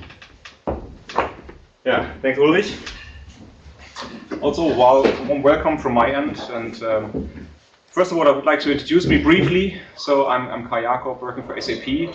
My role is Head of Global Contract Management Services. And just the other year, I assumed a new responsibility, which is legal information management. And that's the aspect I would like to bring across during today's session, but also in the course of our program here. So what is legal information management? And this is a new role, it's a new skill that we don't have yet established, but that we're working on from SAP's perspective, but really general thought through for all legal departments, wherever they are. And you will learn a couple of new buzzwords that we would like to bring in. One is already, artificial intelligence is everywhere. Yeah, so what is that? And I would like to explain a little bit what that all means in the context, in the evolution, from where we started back then into where we will be in a couple of years from now. And I will do that by way of introducing the 5 thresholds or steps that we had in order to come from where we started to where we will be soon, but with regard to documents, so how we deal with documents. So, as I said, the new thing that we have to discuss, that we have to think about, is how we become information able. And in short, that's about how to gain full control and transparency about all information that you either need to know or that you can reuse. And you easily mix that up with the buzzword of digitalize. So there is this term of digitalize everywhere, or is it digitize? So these two terms are used interchangeably, and in German it's digitalisieren. But if you look in the Oxford Dictionary, you find that digitalize is the action or process to digitize the conversion of analog data into digital form. So bring in a form that can be run or processed by a computer. Whereas digitalize means to adopt or increase the use of digital or computer technology by an organization, industry, or country. So it's more qualitative aspect to get more things digitalized. And information able is somewhere in between those two. So let's take the example of a contract. A contract is not paper anymore, it's digital. It's in there. But it is foremost focused on formatting aspects. Yeah? So we have bold in here, we have some headers in here. So it's digital per se, but it's not ready for automation yet, because the parts that are to be automated in future are still not covered the way we digitalized documents. And as Tim referred to with his reference to what happened 60 years ago, what we see with regard to information is that information is growing tremendously. So only in the next 3 years, we will see more information than the preceding 300,000 years of history. And information will double every 3 years. And that's information overflow that we have to deal with. And this is not only content or text. Up to 80% of the volume that we face in information is actually text-based. The other 20% is data that we have, or JPEGs that we have, or MP music files, or what you have. And here, within the bucket of the 80% text that we have to deal with, we have so-called unstructured and structured content. On the unstructured side, that's where people deal with people, where we have literature, where we draft letters, where we do our tweets, where we interact with other people, and this is growing exponentially, as you all know. And on the structured side, we have things that are organized a bit more. And in our example of the contract, you see that there's already first structure in the content of a contract, for example. So here we could, for example, derive a table of content from the headers that we have. But that's the only little thing that we can do. And we go now into deeper what else we can do if we get more structure into the content that we have to deal with every day. And the picture that I will use for that, for this lowly structured content that we have, is represented in this box. So content is something that is inside of the box. And we have no real idea what's inside of the box. Yeah? We have some meta content that illustrate here that something is maybe fragile or this side up or whatever, but that's all we know about this box of content. So let's start with the first threshold. And I use the term threshold because there are no fixed levels that you can get to and grow up to. It's rather a continuum on which things are more or less adopted, and some are very proficient on maybe the first threshold, and some are even on the second or third threshold. You will see that in a second. So what we did for the last 40 years is that we organized our information in folders, your shared drives, whatever you have, and in file names. And the outcome is that you have something like very complicated file names, yeah, that illustrate you, I'm an end user license agreement, EULAR, and then all these abbreviations come up. And a specific date, maybe an identifier, maybe a customer, maybe some more references. And we have examples at SAP where we have file names that are this long. But if you do one mistake or have a blank in there or a space, it doesn't work anymore. You cannot computize it anymore. So that creates issues. The other issue is how to organize a whole lot of information. And the next level is that people start building their folder structures. And that's also in some companies insane what I see there. Yeah? You have your everything organized by customers or by years or by any other aspect, by contract type that you use. So in the end, it was good for the last 40 years, but it's not fit for the future. Why? And because it becomes too complex. You have to deal with more content even. How do you do that? If you're 20 years in business, your folder structure will collapse. So you have to be a master brain. So there are ways to organize that more efficiently. I come to that. Yeah, but it's just the information overload. I think we have to react to what we see. Yeah, and things are changing rapidly fast, as Tim outlined. And we have two big buckets. You have on one hand side the freedom of the Microsoft suite, where you can use all these great products like Word, Excel, PowerPoint, and Outlook. But this leads and adds to the unstructured, low-structured content, to the 80% low-structured.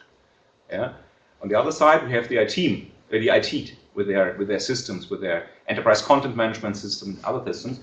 And here things are very structured and organized.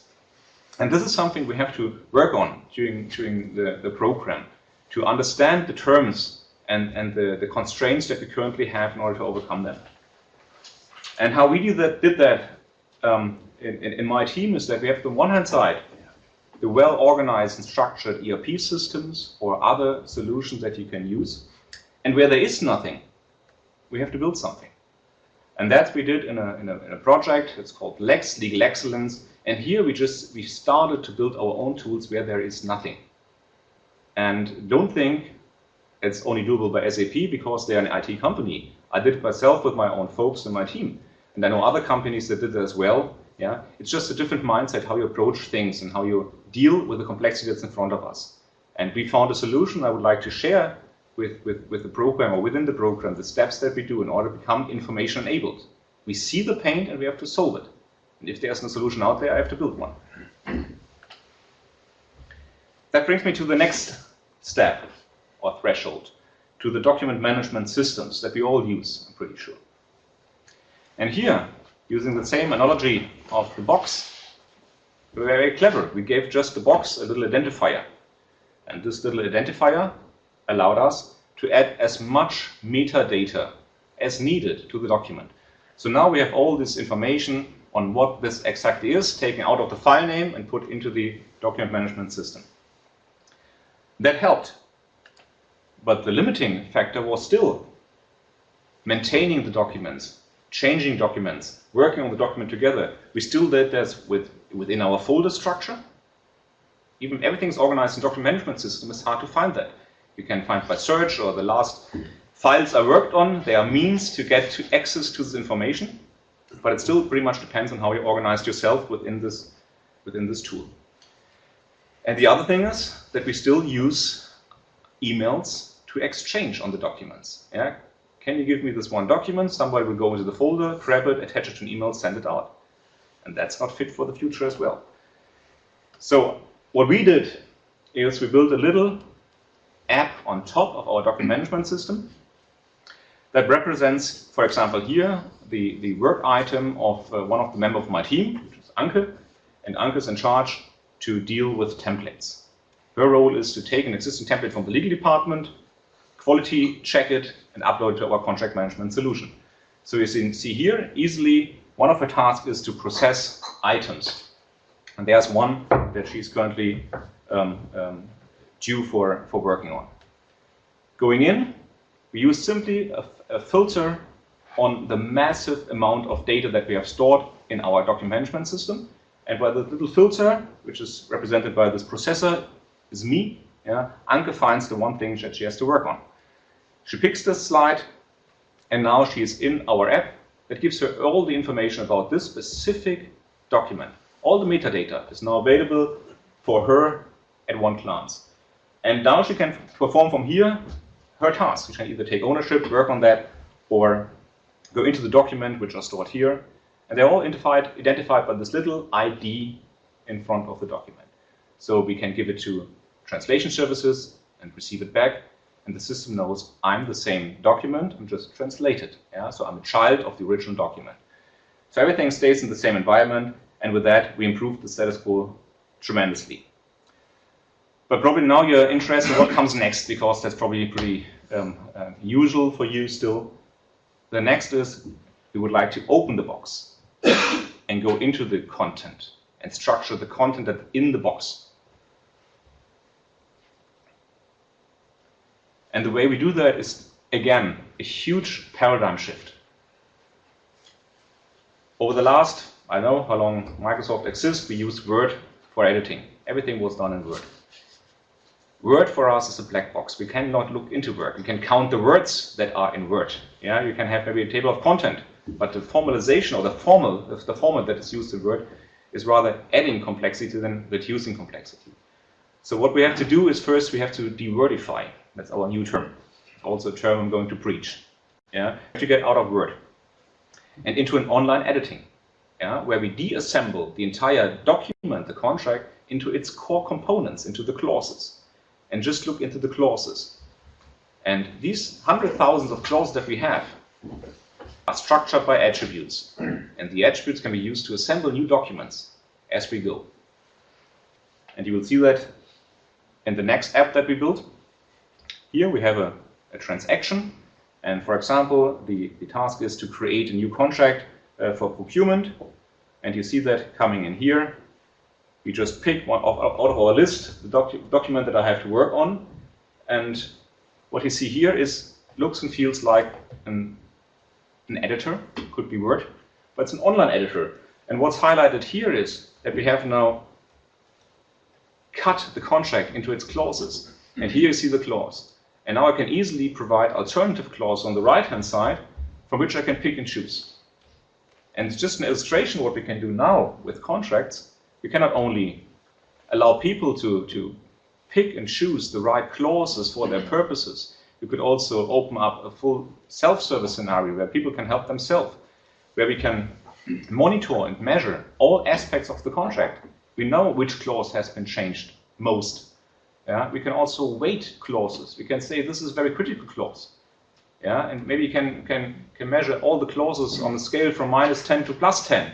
And then even apply a kind of a heat map and say, okay, the critical parts of the contracts are here and there and there. So these are unlimited and unmatched opportunities that we have once we get out of Word. And that's the next paradigm shift that we have in front of us. The output is always the same. It's just very neat, because formatting, what people are focusing on today, is something we put in a style sheet. And we apply one central style sheet across all contracts of SAP, and they all look the same, which they do not today. Every contract was pretty unique today. Can you modify each section of the contract or each line of the contract, basically each word, or is it just certain areas? we control it what you can. Yeah? We could easily say these five clauses are open for editing and limit the others. We could even say we build in fill-ins, where you can enter words into a clause. We can do everything. Yeah? We just have to open the box and structure what's in there. And that's what we're doing, and where we have to go and create more detail. And actually, this is not out there. Yeah? So there are first companies working on that, but there's no solution out there that can do that today.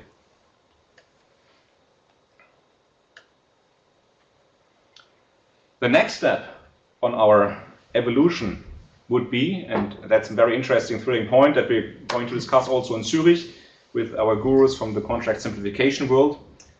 Today, contract is still done in natural language for humans. Yeah, it's built on grammar, on context, you understand that. That's still human-oriented language. In future, what we'll see is that we have machine-readable contracts. So we have to define the rules. We have to come up with a formal logic on how we represent things. And the attribute language is then only an attribute that tells the machine how to output a sentence, like, wenn es regnet, nehme ich den Schirm. Could be output in English, like, if it rains, I take the umbrella. Or in French, quand il pleure, whatever is, je prenais le bouclier, I think. So that's the concept of having a formal language. And the interesting thing here is it's very, very difficult to represent the logic of formal language so that end users could comprehend that. So academics are studying these kind of concepts for decades, and that's one of the results. And give this to a lawyer and say, this is the rule, and apply the rule and it will work. You probably see cases like here in the room. So what we have to come up with is a way to deal with these formulas, new formulas, so that we can go really into the text and test ourselves whether the text, the written legal text, is consistent, has no redundancy, is complete. And if you perform a check on a contract with all these what-if clauses and checks and balances that you have, only then you see whether a contract is really built and structured in a comprehensive way or not. And once we've done that, we have all the capabilities of monitor and measure any aspect of contracts or any other content that we work on. So this is hard work, opening the box, going in there, structuring the box, and then working even on the content of each and every clauses to give that a formal logic. So this is the way we can either proceed, structure more and more, which is hard work, or deal with the noise and understand the noise. And I think somewhere in between is our role. This is what we have to learn. We have to understand where things are going, and we'll see aspects that go already through the roof, where there's great investment of time and resources, and there are other parts, like the parts that we are in, which are still pretty rock solid, and where we are not that fast because of the complexity. A contract is not easy. It's easier to process probably any other output than a contract. That brings me to my fifth and final threshold, which is artificial intelligence. And this is defined already decades ago by Marvin Minsky, I think in the 70s. Artificial intelligence is the building of computer programs which perform tasks which are, for the moment, performed in a more satisfactory way by humans because they require a high level of mental processes such as perception learning, memory organization, and critical reasoning. So he indicates for the time by humans, and machines will take over. And this is what we see. Machines will take over more and more. And you're probably all aware of these buzzwords that we have, e-discovery and deep learning and everything that Watson can do from IBM, or I have to also say our HANA system from SAP and machine learning. There are a lot of buzzwords out there that pretend to solve the future for you. But I think in the end, we should not focus too much on the buzzword because they distract us. They try to convince you that things will be done in future by machines. And I think the one aspect that we have to go really deep into is where's our position in this debate, whether it's a machine or it's human.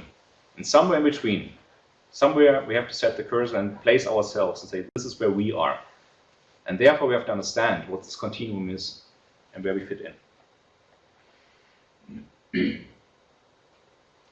So by having looked at the big picture, what we have to focus on first is how we ourselves get information enabled.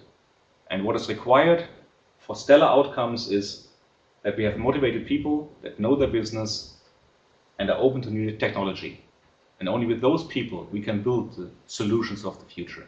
And that's why I'm so thrilled about this program here, that we can bring practitioners that are in this business for years already back to a program where we teach these kind of approaches, the techniques, and also to get our next level contract management professionals into a mindset that allows to handle structured information. And the analogy I also always use here is the 4 stages of competencies that we also apply for riding your bike or driving your car. Today we are not even aware that we have a problem. Some are not.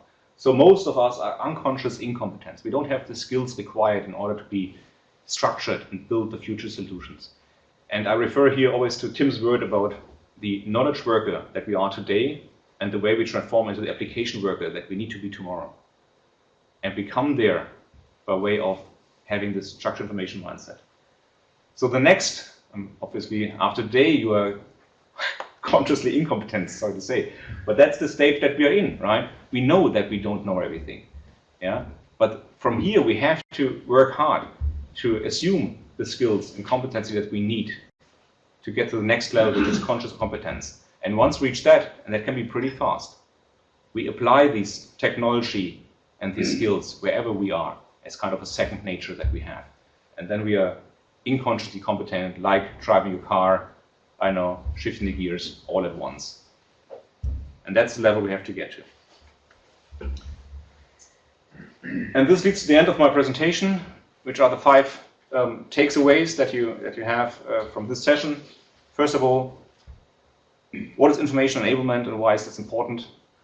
We're just starting on this, we're just embarking on this journey. Information enablement, I think, is the key for exponential growth.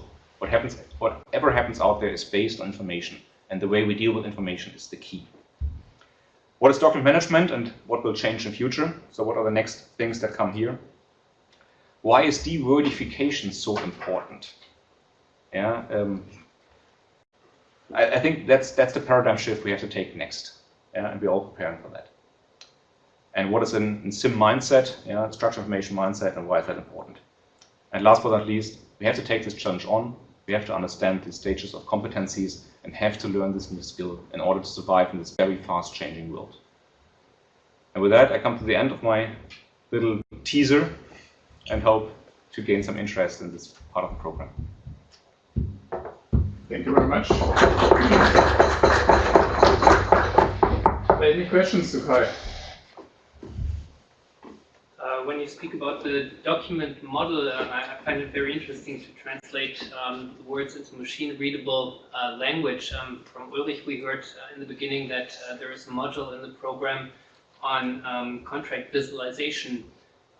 Is it possible to introduce this kind of visualization in that model as well? Technically, have you thought about this already? Yeah, absolutely. That's something we will discuss in this Zurich event, for example, and on many other events, because that's the most brilliant term that we have. On the one hand side, the great ideas of proactive, preventive law with contract visualization make things simpler. On the other hand, what it's worth if it's in the end, I don't know, a painting, a PowerPoint painting embedded in a Word file. It doesn't really work. So we have to find ways and means to bring these two together. And currently it's tough to is this a Word add-in that allows you to have iconography that you embed in your contracts? I don't think that's a way to go. I rather think we will see platforms in future where we have these standards and we can all pick and choose from a central library where such enabling elements are, like for example icons that we can use to simplify contracts, yeah, or examples how you can maybe use swim lanes approach for your contract, so that you have the obligation on one hand side, the other obligation on the other hand side, or you use color schemes. Yeah, but today it's still painting. Yeah, we're still doing all the formatting in Word. It makes sense. It gives us an idea on what could be next, but we have to translate it into module language. Yeah, fully agree. That's the most interesting and thrilling part. Any further questions? Thank you very much, Kai. Okay. So if that is not the case, we come already to the last point on the agenda.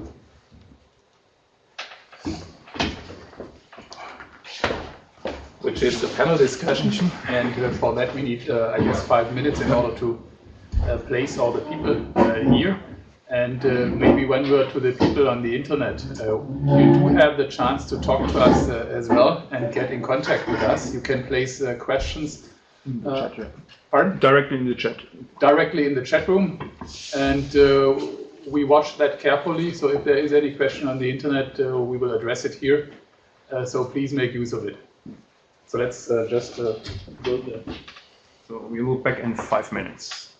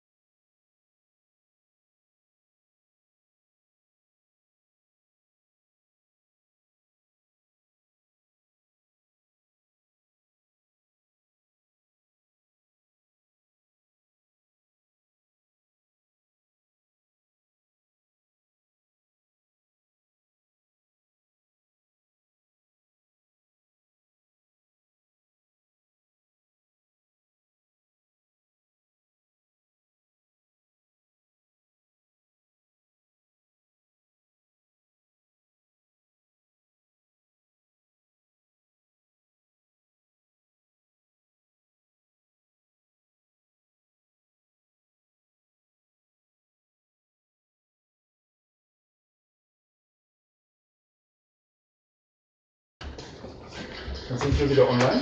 Thank you. Ah.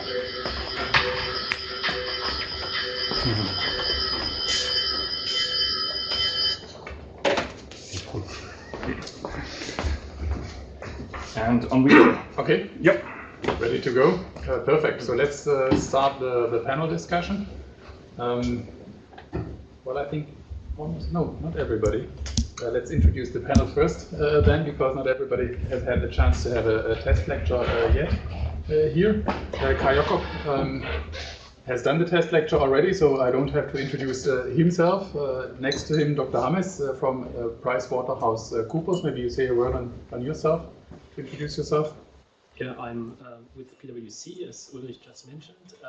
I'm working there in the forensic department, so I'm kind of an exot here in this panel. And yeah, we'll see what I can contribute to this panel. Okay, thank you very much. To my left, we have Mr. Hofbauer from Ericsson. Maybe you introduce yourself as well. Yeah, my name is Matthias Hofbauer. As said, I'm working for Ericsson. For those of you who are not that familiar with Ericsson, we are the world market leader in telecommunications systems and services. And I'm responsible for the contract management team in Western and Central Europe. That covers an area from, let's say, Ireland down to Croatia. You know. Yeah, perfect. And Tim, you have had your test lecture already, so we know you pretty well. The four gentlemen here are members of the advisory board of our MBA program, and almost all of them I have contacted personally. And when I contacted them, almost all of them immediately said, yes, that's a good idea, I'm going to support that. So maybe you can tell the audience why this reaction was, first of all, so spontaneous and so positive. Who wants to start? You want to start? I can start. For me, there are basically two aspects. One is a personal one. I studied Wirtschaftsingenieurwesen, so I'm very much in favor of interdisciplinary education, and I think there is a great value attached to that. And the second one is, as I said, I work in forensic, so I'm not involved in capital projects on an operational level or do operational reviews or operational consulting. But I'm involved in, let's call them pathological projects. And I think this education here is key to avoid the pathological part.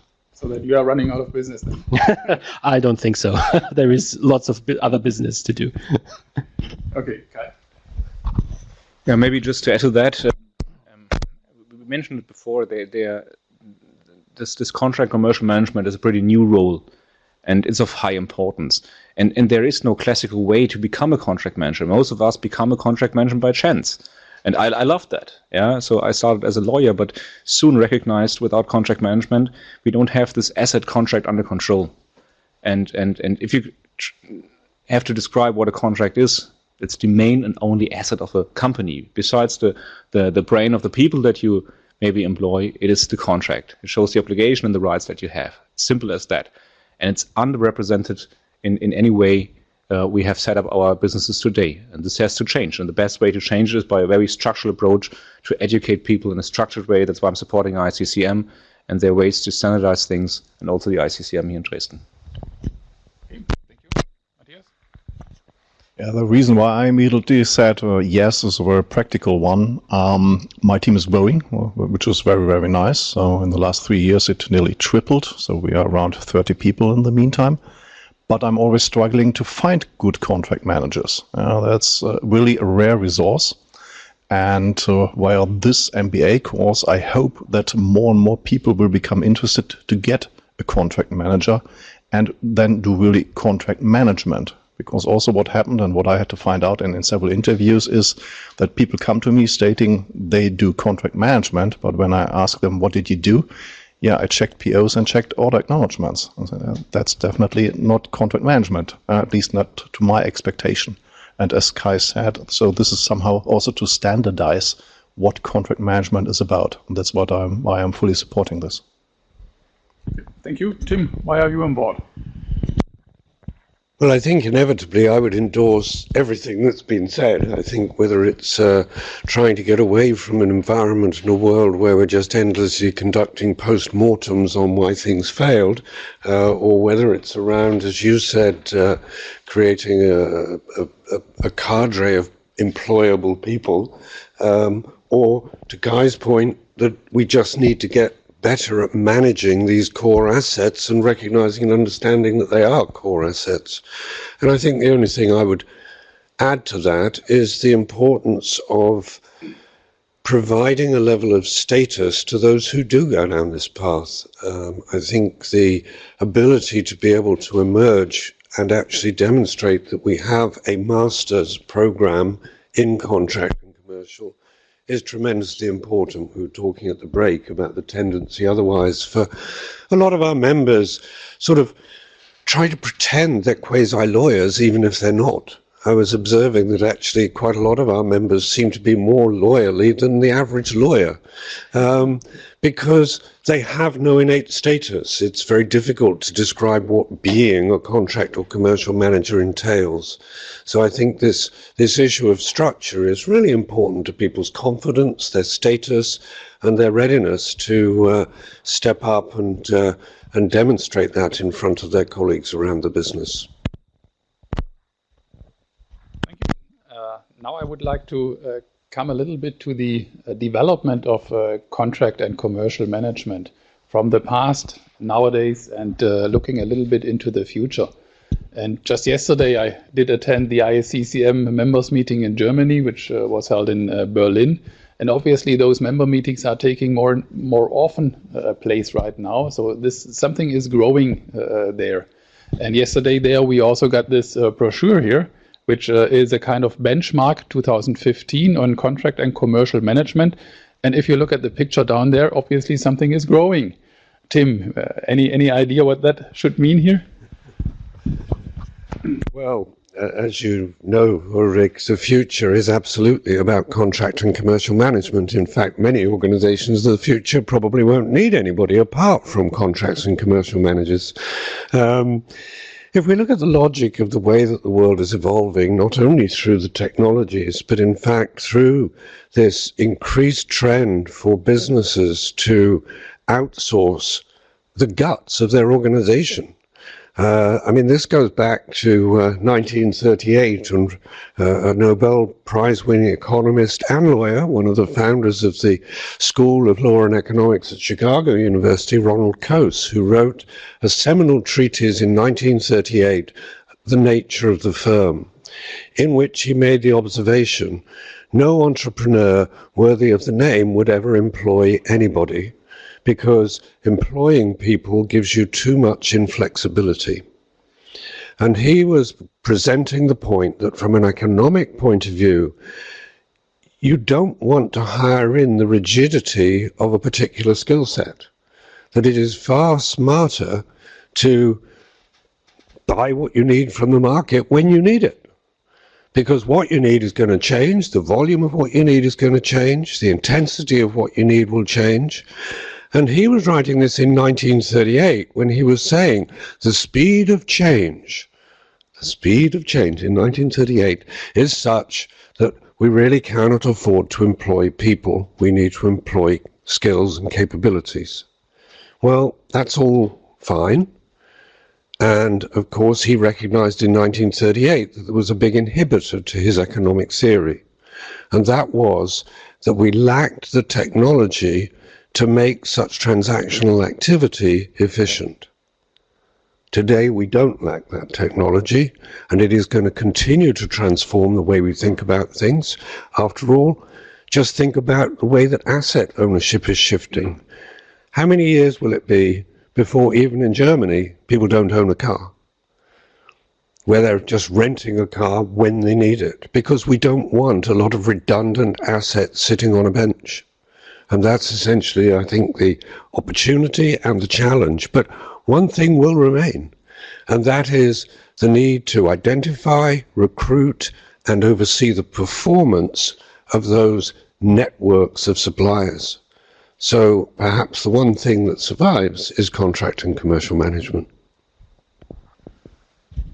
Any other views on that, on the development of contract and commercial management? I think the whole community developed from a pure, let's call it policing function, to a now consultative approach. Yeah. In the past, the contract manager was the one who was checking according to checklists or to guidelines if the contract or the negotiations were according to some processes, if the needed approvals, for example, have been granted. But as said, that is not that much additional value that this function delivered. And to be honest, everybody is happy that we have a police, but actively working together with the police, no one does. And this is something that changed. Yeah? The people see the value add of contract management. We are not longer seen as an obstacle, as a hurdle. We are seen as consultant, and the people are asking for support. And this is something that I like very, very much. Very good. Yeah, to my previous lecture, we tend to say technology is now the enabler and it's there. But there's a whole lot of technology out there that we can apply and use. But this is per se also the issue. We have too much of them. And we have to standardize the way we use IT. And if we dream in future of a central dashboard that allows us contract managers to oversee our entire contract landscape, but if you then look into details and see that you're using a variety of different applications, a zoo of tools that are in place, somebody has to aggregate information to make it reportable. And that's the dilemma we are in. And that's why I think we have to work on the basics. We have to understand what exactly we need and how the technology of the future should look like. And we cannot wait for the big supplier that we're always waiting for, that brings us the magic tool that does everything. That will not come. It's still Excel, the magic tool. Yeah, so we have to develop our own technology in future, and only people that are information enabled and trained in how to tell the IT guy how the future solution should look like. Only those will survive on the long run. Okay, so all in all, a broad future for contract and commercial management, and let's now come a bit closer to the program here and the benefits of the program and the educational studies here. What do you think is the benefit for the companies to send people to such a kind of program?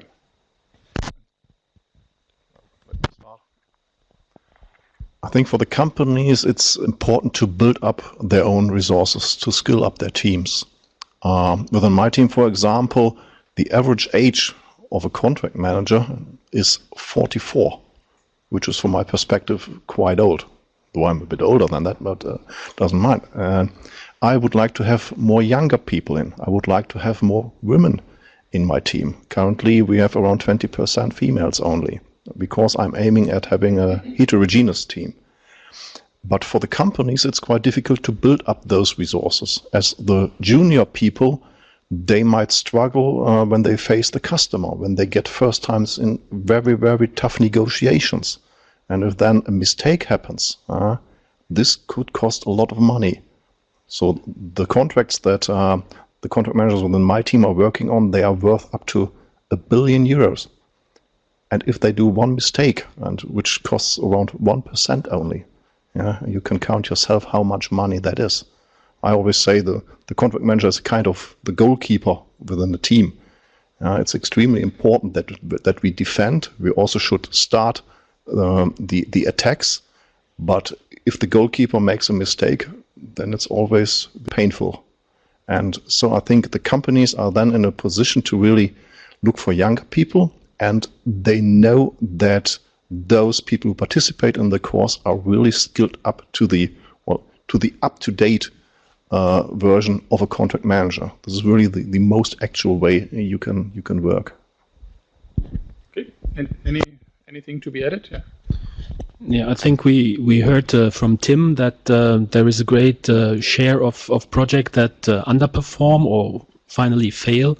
And there are other studies that from consultancy firms that also corroborate this or these findings. And this is not acceptable, not for the contractor, not for the employer. So something has to change, and I think that this program will make a contribution to this change, and is probably a means to change. And just one little aspect from my end is it also allows us to retain talents in the team and provide them with a growth plan within their organization. Anything to be added? Or? I think we've touched on the point that contracts are innately fundamental assets, that businesses have very little value if they have no contracts. And we've also established the point that those assets are extremely dynamic. So once you have the combination of dynamism and an asset, it becomes pretty self-evident that it's smart to manage it. And if you're going to manage it, then really it would be incrementally smart to have trained people doing that management as opposed to well-meaning amateurs. Brings me to the people, the students. And I would like to know from you, what is the benefit for the students if they would participate in such kind of program? Any specific view on it? The students that are going to participate in that program, what is the benefits for them out of there? Now we were covering a little bit the companies, but now coming to the students, why should I attend? Maybe I can just carry on then. I think the implications of all we're saying are obviously that this is something that is emerging quite genuinely as a career path opportunity, and whether I think people spend a period in this before moving into something else. I mean, it's a great training ground, I think, with what we're seeing today. Tremendous training ground for anybody who has entrepreneurial instinct. Many of the new businesses that are starting up, take something like Uber, which I know is not the most popular organization here in Germany, but it has a market valuation of some $40 billion. And at the last count, as far as I know, it had about 12 employees. And essentially, if you think about a concept like Uber, what is it other than a commercial concept and a bunch of contracts? Nothing else. It has no tangible assets. It's outsourced its IT. Doesn't have an office. Has no assets. And I think we're seeing an era where new technology means that many of the innovations and inventions of the future will in fact be distinct new commercial models. Even an organization like Amazon, how many assets does it actually own? Very few. It's an aggregation instrument. And that aggregation is through, surprise, surprise, contracts. So I think the opportunity here is phenomenal. As you know, we ran and continue to run a MOOC on contracts and commercial. Last year we had over 40,000 people who completed that MOOC. And many of them, interestingly, were entrepreneurs, small business owners, people who understand and grasp that actually I need to understand about more contracts and commercial principles. So this is gaining, I think, tremendous momentum. I do think we've got to be a little cautious because a lot of the point here is that businesses need commercial and contract capability, which doesn't necessarily translate, of course, into employing hundreds of commercial managers or contract managers. The two are a little different. And therefore, I think one of the counterpoints to the point you made, Matthias, is the old jobs of contract admin are disappearing. But the new job of being a consultant, an advisor, and a capability creator are where the future will lie. And that's why this much more embedded training is important, but also why it's a much more exciting career path. Okay. Any further views? Probably a more practical aspect also. I think the concept of, or the conceptual approach of this program is quite nice because it's aligned with the, let's say, life cycle of a project, and I think that should enable all of you to immediately transfer the input into your business. And hopefully, due to the seminar size of the program, the networking and the inspiration between each other, that should be very much facilitated by the program. Okay, thank you. Anybody else? Yeah. As already mentioned, contract managers are a very rare resource. So people that finalize this MBA course, they won't have any difficulties to find a job, and a well-paid one as well. Yeah, for sure in the company that they currently work for, but also in cases they think about moving to another company, they won't have any difficulties in finding a new job. I have to recruit my contract managers always via headhunters, otherwise I don't find them. So there's a bright future. Okay, so now, yeah. Maybe the last aspect is also on the standardization that we would like to foresee. Yeah, and with having ICCM on board and giving us the structure, gives us the foundation on which we can grow this new discipline, this new function.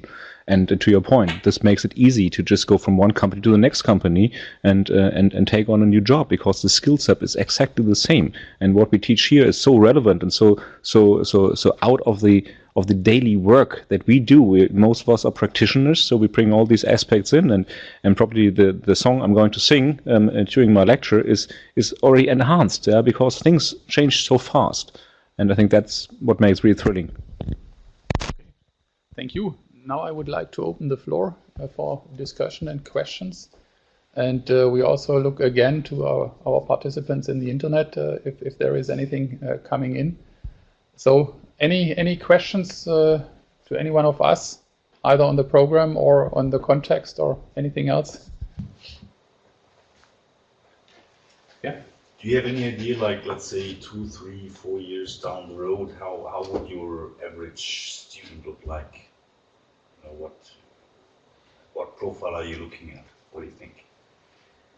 That's pretty difficult to describe, because right now we are at the starting point. We are more or less at the first course to be started, and right today we have even thought about further developing the course just with all the technology here, and definitely going a little bit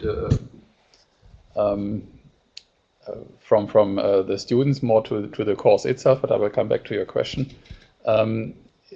In the future, we might also think about having such kind of internet platform approaches there. And then the participants will even be more international, because participation is not required face-to-face any longer. Not for all of it, but at least for a couple of modules we can introduce new technologies, and that will make that broader. Now coming back to the people, for sure we will have to see how this course develops in the future. What we are really aiming at is people with business experience, maybe that will grow over the time, and going more into the strategic direction of driving companies, taking leadership, and being executives in those areas. This is the goal of that course, definitely. Is that going to answer your question, or? We have a question in the chat.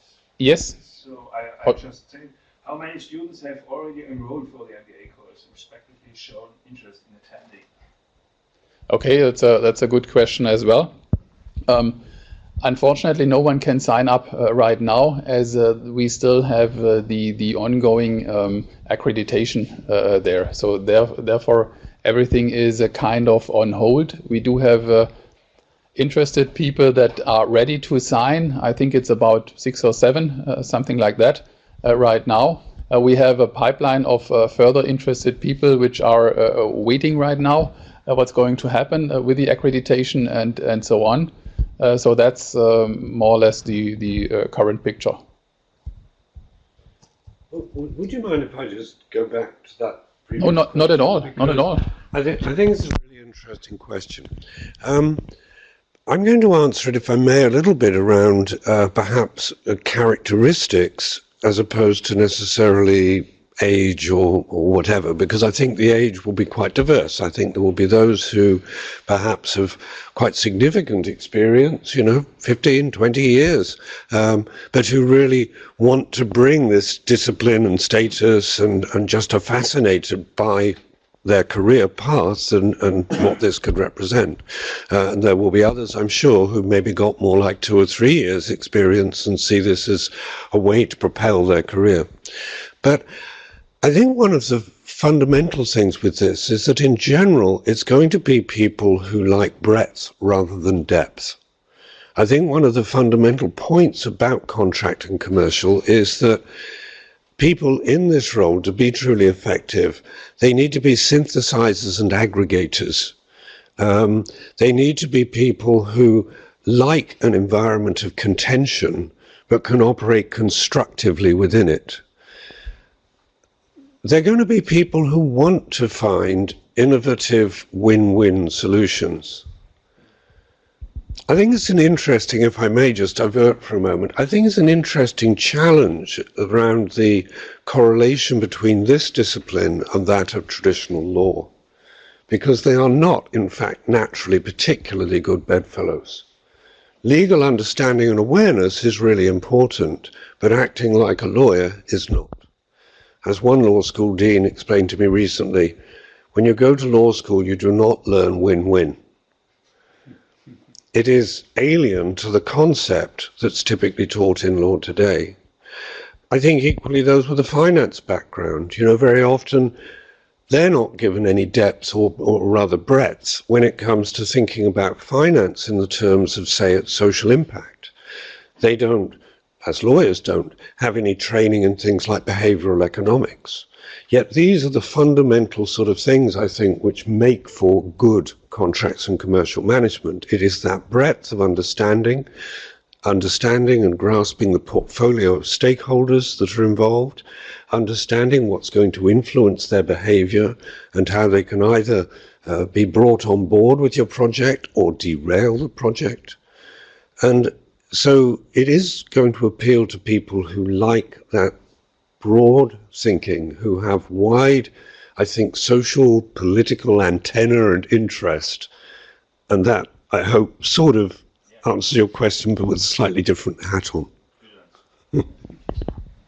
And I don't know, it would be interesting to know whether you agree with that. Absolutely. I mean, I'm sitting here with absolutely. a load of lawyers. but I'm from a finance background, and my observation is that by and large, people from finance are one of the biggest problems when it comes to the integrity of many of these business dealings. Okay, good. Any further questions here? On the chat? No. Anything coming in there? Just watching. Just watching? Okay, perfect. So if you don't have any further questions, anybody wants to say anything in addition, or is everything said now? I think then, thank you very much for participating on the internet here in Dresden. Thank you very much, and I close the session now. Thank you. Thank you.